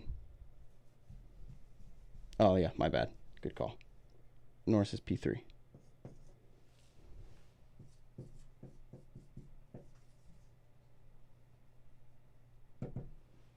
I think it'll start to come down to upgrades, too. So we've got to remember they're all on limited resources, but it really makes me start to wonder. You've got Norris right now who's stuck in. I mean, none of these look lucky for the most part. He's had good pace. He's managed his tires. He was even, I mean, you guys probably saw that, but he was complaining about his chest this race. So, I mean, even when he's caught out, he made a mistake in qualifying. He's still P3. It doesn't really look accidental. And if all of these, if the cars hold, I got to make this Carlos Sainz video. Then not, because it's going to look like I'm pandering, but I've been talking about this for way too long. I don't think Carlos Sainz is overrated, but I think Lando Norris he finished the second least amount of laps of anyone in 2019. So he's had some really bad luck. I think people just don't look at it, and they look at his last year results and just say, oh, well, he's not. Thank you, chat. Appreciate it. They look at Norris's last year results and just say, oh, well, he's, off. He just had a bad rookie year. But in reality, his year wasn't that terrible. It's just that unlucky. And it's just so easy to say he was unlucky. But yeah, so I think I need to, those are the two I'm going to focus on just because of timeline.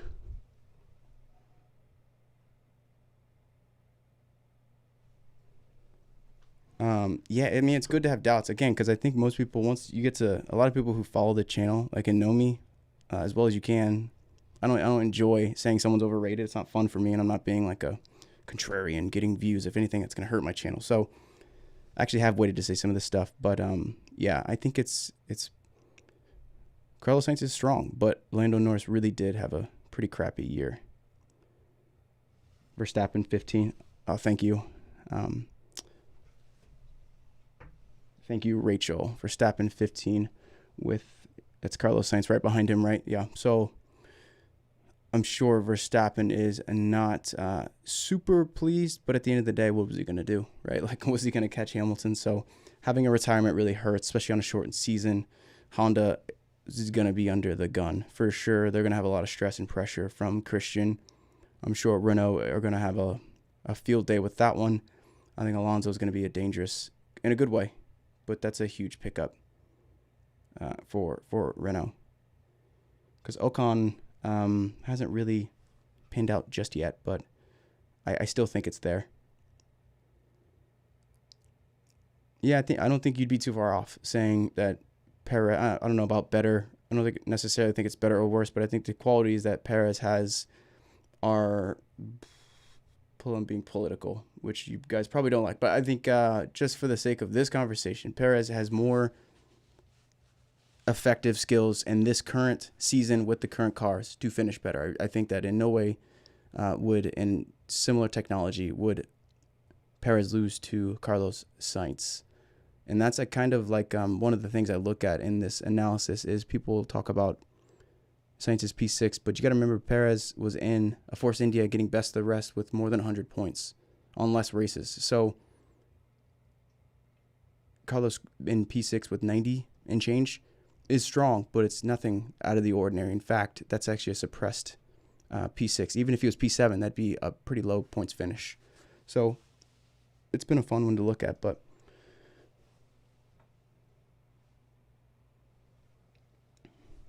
yeah, the race is over. These are the Drivers' Championship. I don't see anything on Brundle, honestly, but I will watch that closely. I don't think it's going to be anything crazy. I don't think he's going to be retiring or anything. I'll be shocked, but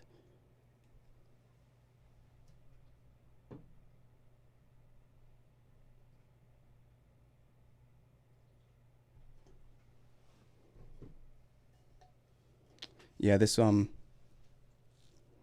I think what I want to do more. Last time I did it, people didn't seem to be super stoked. You guys didn't seem to like it, but maybe that was just when I was smaller. So I was on live stream like well in advance. We were basically doing this up to the race. So if you can hear me next week, the interview with Seb is next week. Oh, it's not. Can someone confirm if that's true?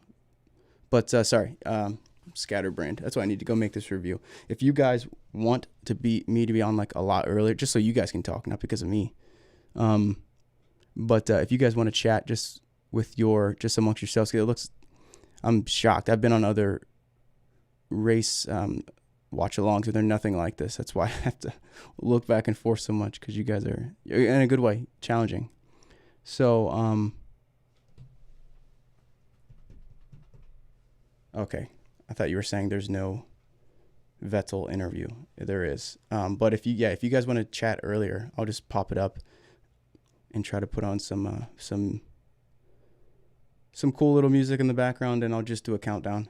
And I'll make the data private just for you guys so we can at least keep it stable.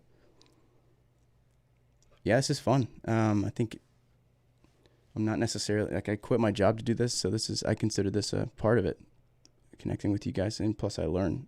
So if you guys leave, like I said, if you guys have any specific needs or I guess requests for race reviewing, it's difficult because I really want to change it up. I think there's a way to do it in a fun way and not just such a dry. That's why I write blogs. I don't want to just basically do a video of a blog. So trust me, even if it's a bad idea, I will basically test anything at this point, because I think there's something, but it doesn't matter what I want. It matters what you guys want. Discord, you're like the fifth person to ask that, so let me seriously look into that. I appreciate it. I will look into that. I don't have it right now, a Discord server, but I will. I have, because what I'm trying to do, I have it on my site. Basically a little like community. God, that's my fourth time my voice cracking. But I know that a lot of people don't want to do that. So Discord seems to be if that's the option, I will look into that. So I appreciate it. I think Brian said that.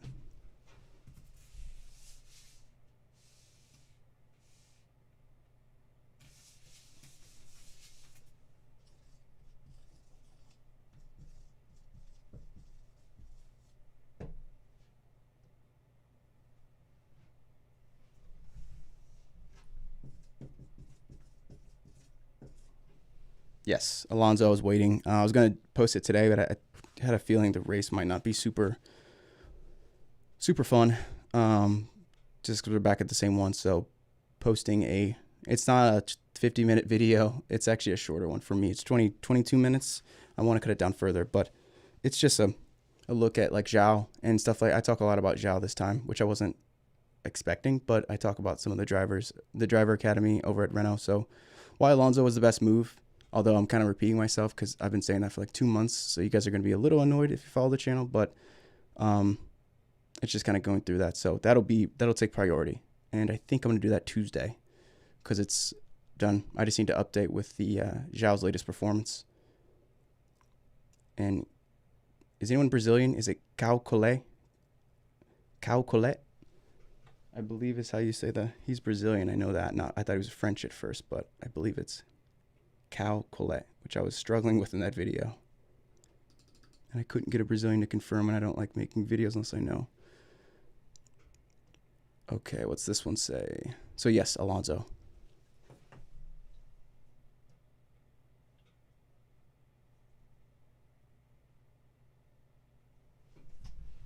Gotcha. Jack, I see your note. Let me not write that down.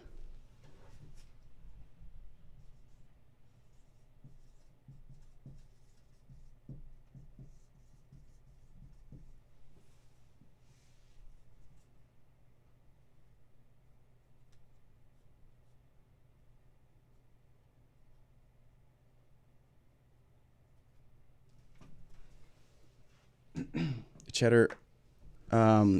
Yeah, I've been talking about this. This is, I take a lot of he had given me some advice right before he started doing this, but if you, I don't know what country you're in or what sports you follow, but if you know who Pat McAfee is, that was something he talked a lot about, was doing live calls. So I mentioned it last time with video. I don't know if I'll do video or calls, but I do this alone, literally alone. So I can't screen them and I try to trust you guys, but can you imagine like if voice crack number 4, good God. Can you imagine if I just open the lines? So that is cool. Let me, maybe I'll do I am going to do a special email. So it probably will be, I don't know, any requests. I may do a bunch, but like questions at crankyyankee.com, video requests. I'm still working on onboard requests. I really, really want that because I think that'd be fun. Because there's so many weird incidents that people want to see that I've never even seen before. So voice calls, that's an awesome idea. I agree. I love that idea. It's good to hear someone else say it too. So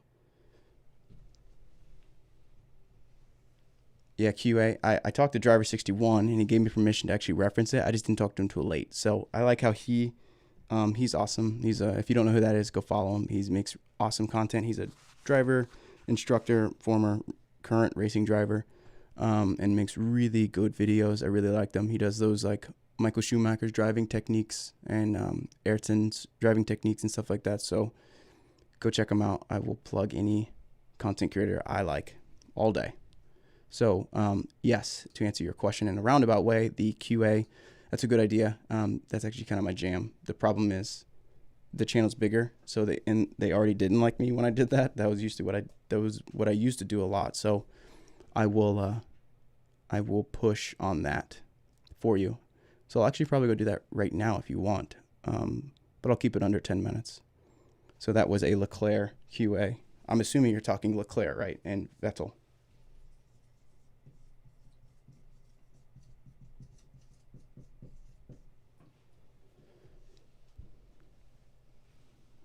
Yeah, his videos on Ayrton are awesome because I tried. A couple people requested it, but I tried, and it's difficult because you have to be perfect. You have to be spot on. You can't be wrong, and he does this for a living, so he's really good. That Ayrton video is awesome. It's pretty short too. Cool. So that's a few check marks. So on the Discord, loud and clear. Gotcha.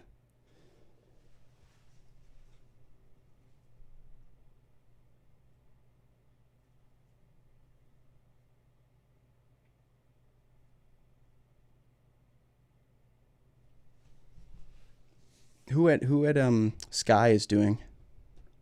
I like Paul. when they do the incidents, just overall, when they cover them, Paul's really good usually, and Karun's really good. But outside of that, they're always leave something on the table. I don't know if it's because they can't say certain stuff, but regardless, I'm still going to do it just because it's fun. But they've been making, the problem with competing with someone like Sky is they have legal right to to show that stuff. I have fair use right, so I have to kind of work through that with them. But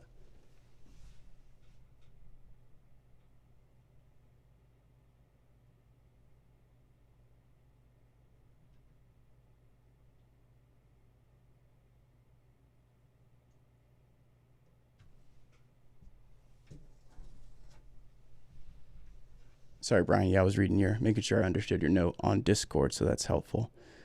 Yeah, I'm not even watching the concurrent viewers or anything, so I'll just stick around for 5 more minutes.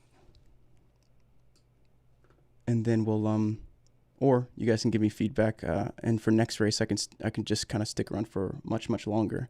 But I will test like an analysis video and see if no one watches it, then this is way better. Because you guys are the super engaged people are what I want to make content for anyway. And this is a form of content, probably the most direct form, talking to you. So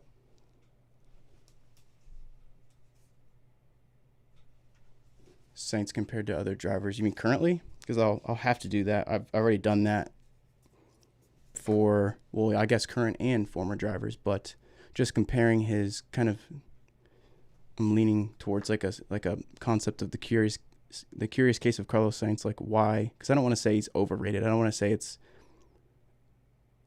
misleading, his 2018, but there's definitely more to be understood about it, especially the data and the historical data, calling it P6 finish, even a P7 finish. Where do you put the car? It's like, I think I asked YouTube's, the community is pretty good, so it's like 12,000 people voted McLaren was the 3rd best car, or 4th best car last year, so, well, then a P6, P7 makes a lot of sense, so anyways.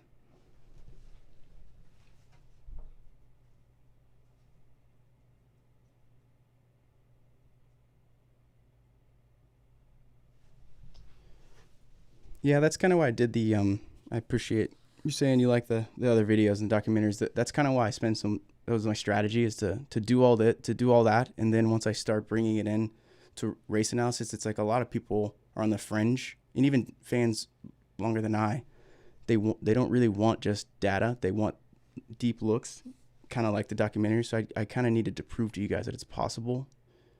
And then how do you do that for live data? That's the tough part. So that's what I have been making, too many videos lately, because I don't want to pull the trigger too early and I don't want to waste anyone's time. So I think once I get it, listening to you guys, once I get it, that's when I'll go full steam. But I'm just making sure it's right. I don't want to just make something to make it for you, but I do want to test stuff. So keep it coming. It's really, really, really helpful. And that's why I didn't make a video on the qualifying stuff after those conversations, because especially at this race, you probably watched it, and it's not, unless it's mission critical, game changing information, you'll survive. And I don't want to start diluting the videos. And I know you guys are careful about that too. So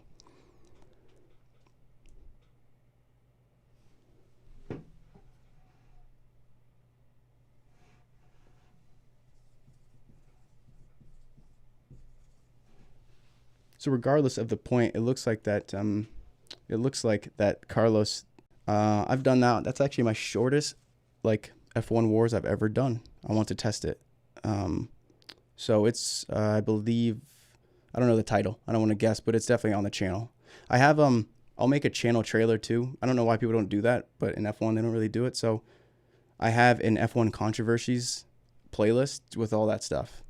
So I took a break from doing controversy because I had some weird insecurity of, I didn't want to be a channel that just talked about bull crap. I didn't want to be viewed like that. So now that I know that you guys get the point of the content, I will probably start making that kind of content again soon, but I don't want to look like just a negative channel making controversy videos. So I do have that playlist, and I'll start back up again soon. I'll probably start with the tire wars which kind of bleeds into the RS26 and Alonso's titles and how Ferrari were kind of uprooted, and like the whole controversy with the specific tires made for Schumacher allegedly leading up to that stuff. So and his reign ending. But if you're a fan of the channel, you know for sure that Renault 2005-2006 season, that's going to get a pretty big video. So I'm excited.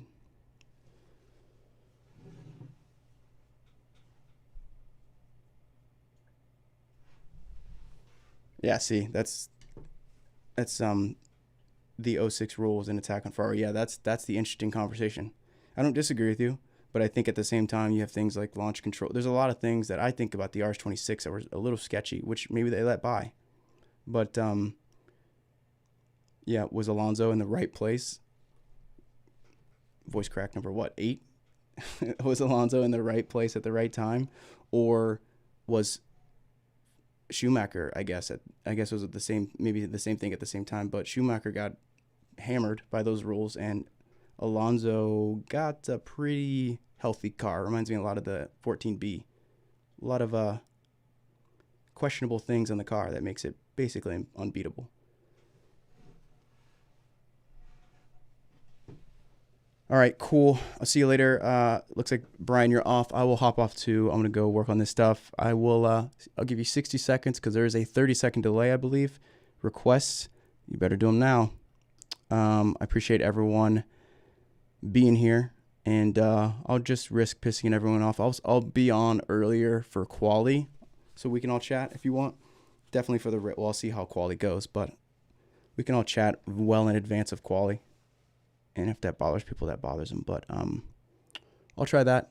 And I believe I'm going to do most of the day Friday practice session live stream. I might do it on the second channel because that's kind of overwhelming to do that much streaming on this channel. I don't want to annoy you guys. So I will let you know, though. And there's going to be a lot of videos this week. So you don't have to subscribe, but check it out. And just make sure you are notified because I want to get some feedback if you can.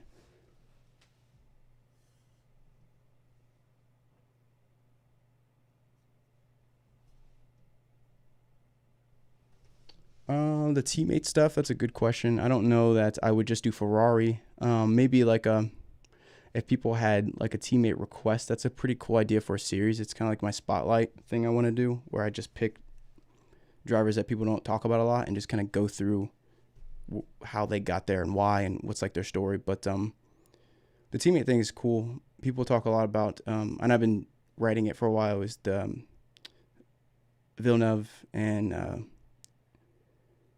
the earlier Ferrari pairing and Pironi, sorry. I'm trying to read this. But yeah, there's a lot of cool teammate stuff people have suggested. So that's a good idea. I appreciate it.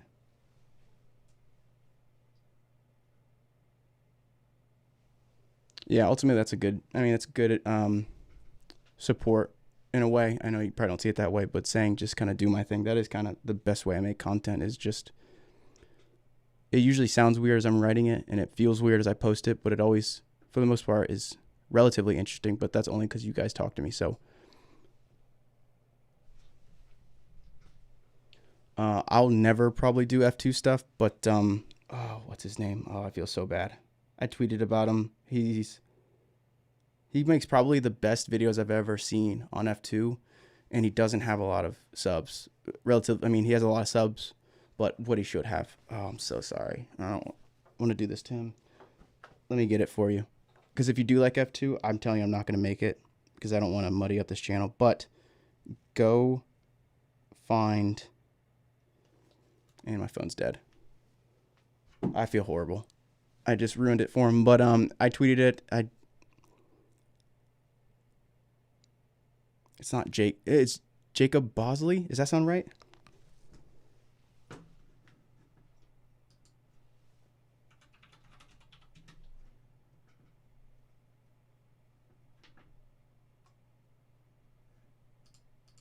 I'm going to look it up because I don't want to do that to him.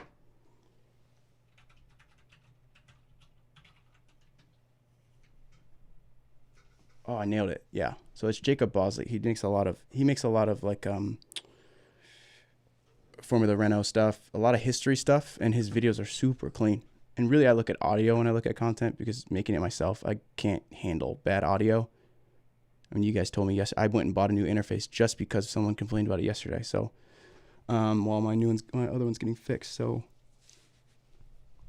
he makes really good videos, and his content and the audio especially is really good.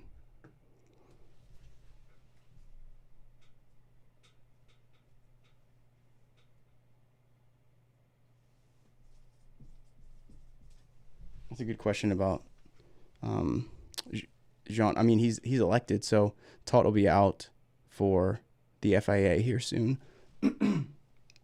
But that's not the first time that's happened with a team boss doing that.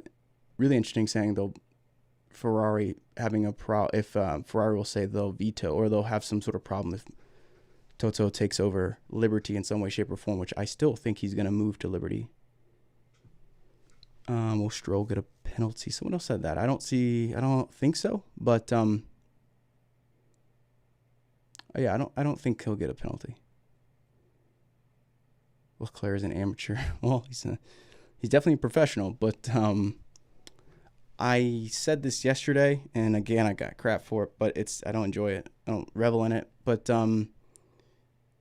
it reminded me a lot of, I knew he was going to do kind of what he did at Monaco. You remember Monaco in 19, I kind of chalked it up at the time to being maybe a little bit more immature, but when Leclerc is in positions where he needs to perform or he has a lot of ground to make up, he gets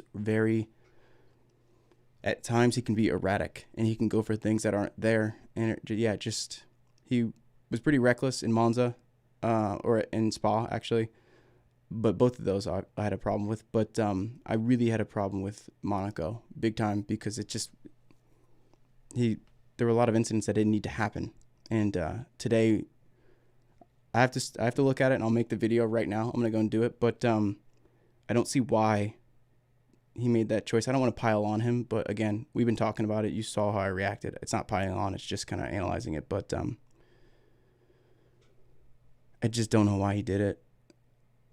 I don't know why he went for that, and he could have waited, but he doesn't have the car, so maybe he couldn't have waited. But I know someone's going to say you go for the gap. It's not what Ayrton said. He even was pretty not regretful of that comment, but he's spoken that comment later before his fortunately passed. But that was, that's definitely him in a younger day, and as he got older, he kind of moved away from that stuff, especially the 1990 Suzuka stuff. 89 kind of kicked it off, but 90 Suzuka really was where Ayrton has kind of reflected on. But that, you take the gap you see is not you can't defend Leclerc with that.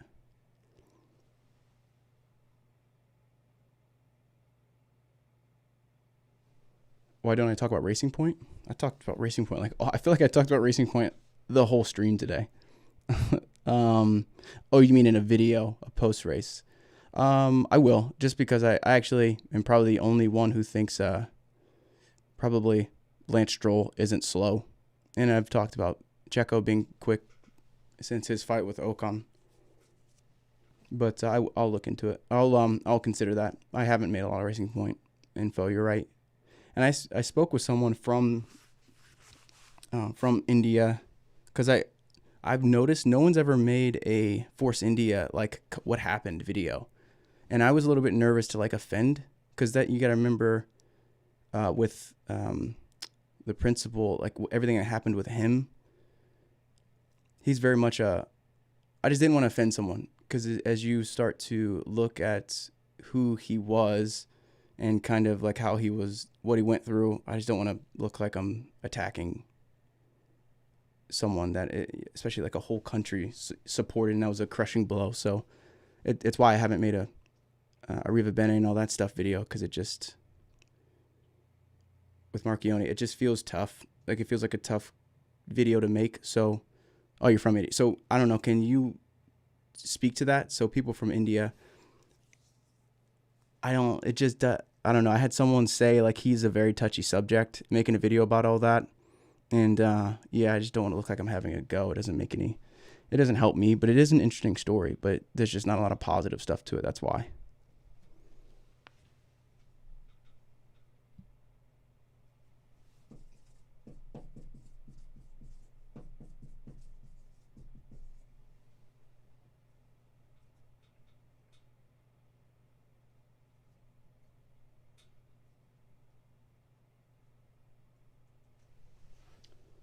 Thank you, Rachel. So I'll check that out. So she said Force India, a video's been made by Chain Bear, and I'll always watch a video by Sir Chain Bear. So I'll check that out. I haven't seen that.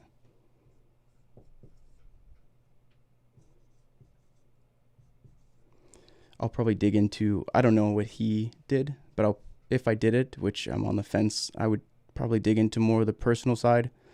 He probably, as per usual, was very, very good, very technical. And he probably did a lot of like the team changeover and stuff like that. And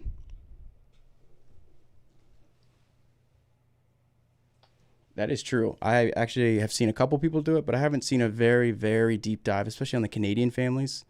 Because there's a lot of Italian Canadians too, but like the Strolls, the Latifis. I don't want to make it too specific. I might actually do a Canadian motorsport, also New Zealand motorsport, because I know there's a lot of people from New Zealand, and I think there's a lot there, but not a lot of people have done that in F1 at least.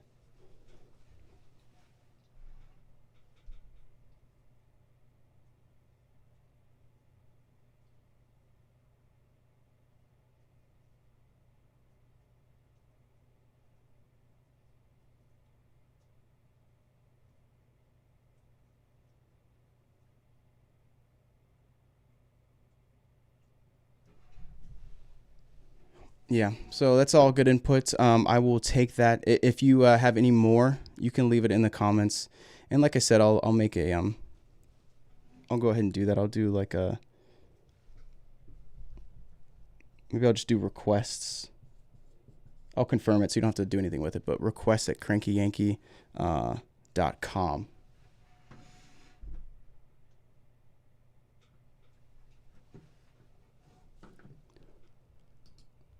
Oh, the king. Thank you. I appreciate it. Thank you very much. That's helpful. That means a lot to me. So thank you for that. With the blessing. So I'll probably do a cranky request at crankyyankee.com.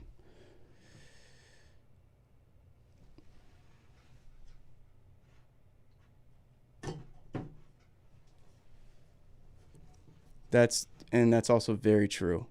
Because it's a lot less Seb, that incident with Ferrari.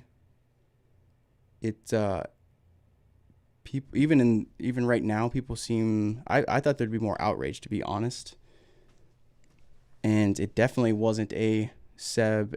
That's how I reacted at the time, and I'm still pretty sure. But it definitely wasn't an incident that Seb looked like he caused. He tried to avoid, actually. And you can see his wheel jerk, which is not, I'd say not like Seb, but lately maybe. But for me, this is a little bit tough on Leclerc, because like I've said a few times now, it reminds me so much of Monaco. And I think, just like, in my opinion, Brazil came a little bit more into focus when you start looking at things like Bahrain.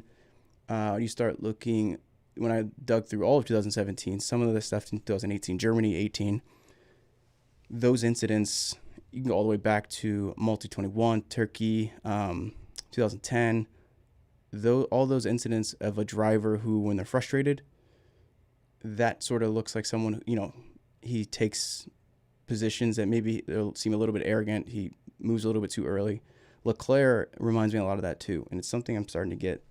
I don't want to be too firm, and I'm being very careful as I stumble over this. But when you look at places like Monaco, when you look at Baku, was another frustrating incident, and he's not often in the back, but this year we'll see a lot of it. Prove me wrong, but when Leclerc needs to make up positions, he gets a little bit erratic.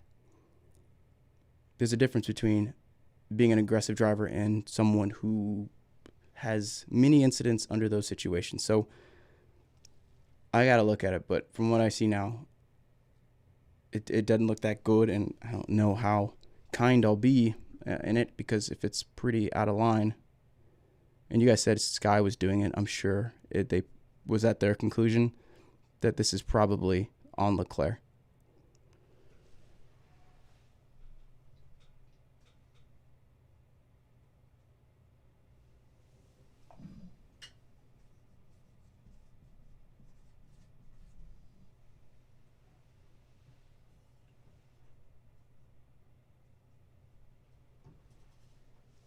Hello from New Zealand. Yeah, I told you, there's some of you guys out there.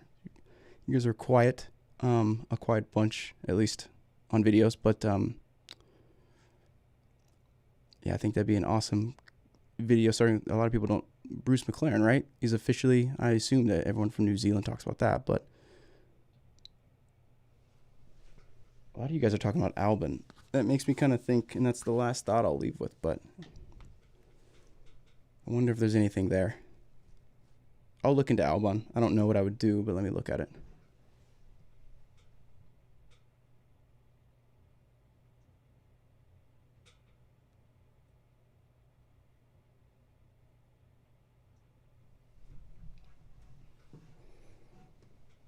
No, in Monza should have been, well, I'm talking more than just the flag, trust me. I think I've made 3 videos on that on board and just like that analysis. I went on and on, so I'm not gonna do it again. But yeah, I had that was probably my last meltdown was Monza qualifying on a video. I've been pretty good about it since then.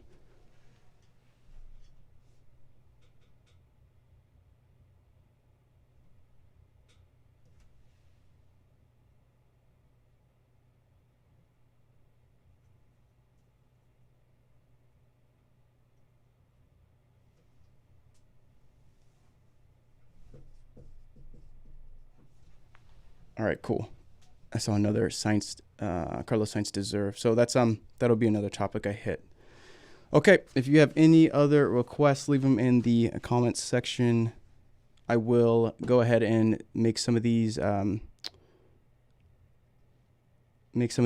I'll do some of these onboards. I've got a couple different stuff to make, like requests at crankyyankee.com, stuff like that. So I will be sure to keep you guys updated all week.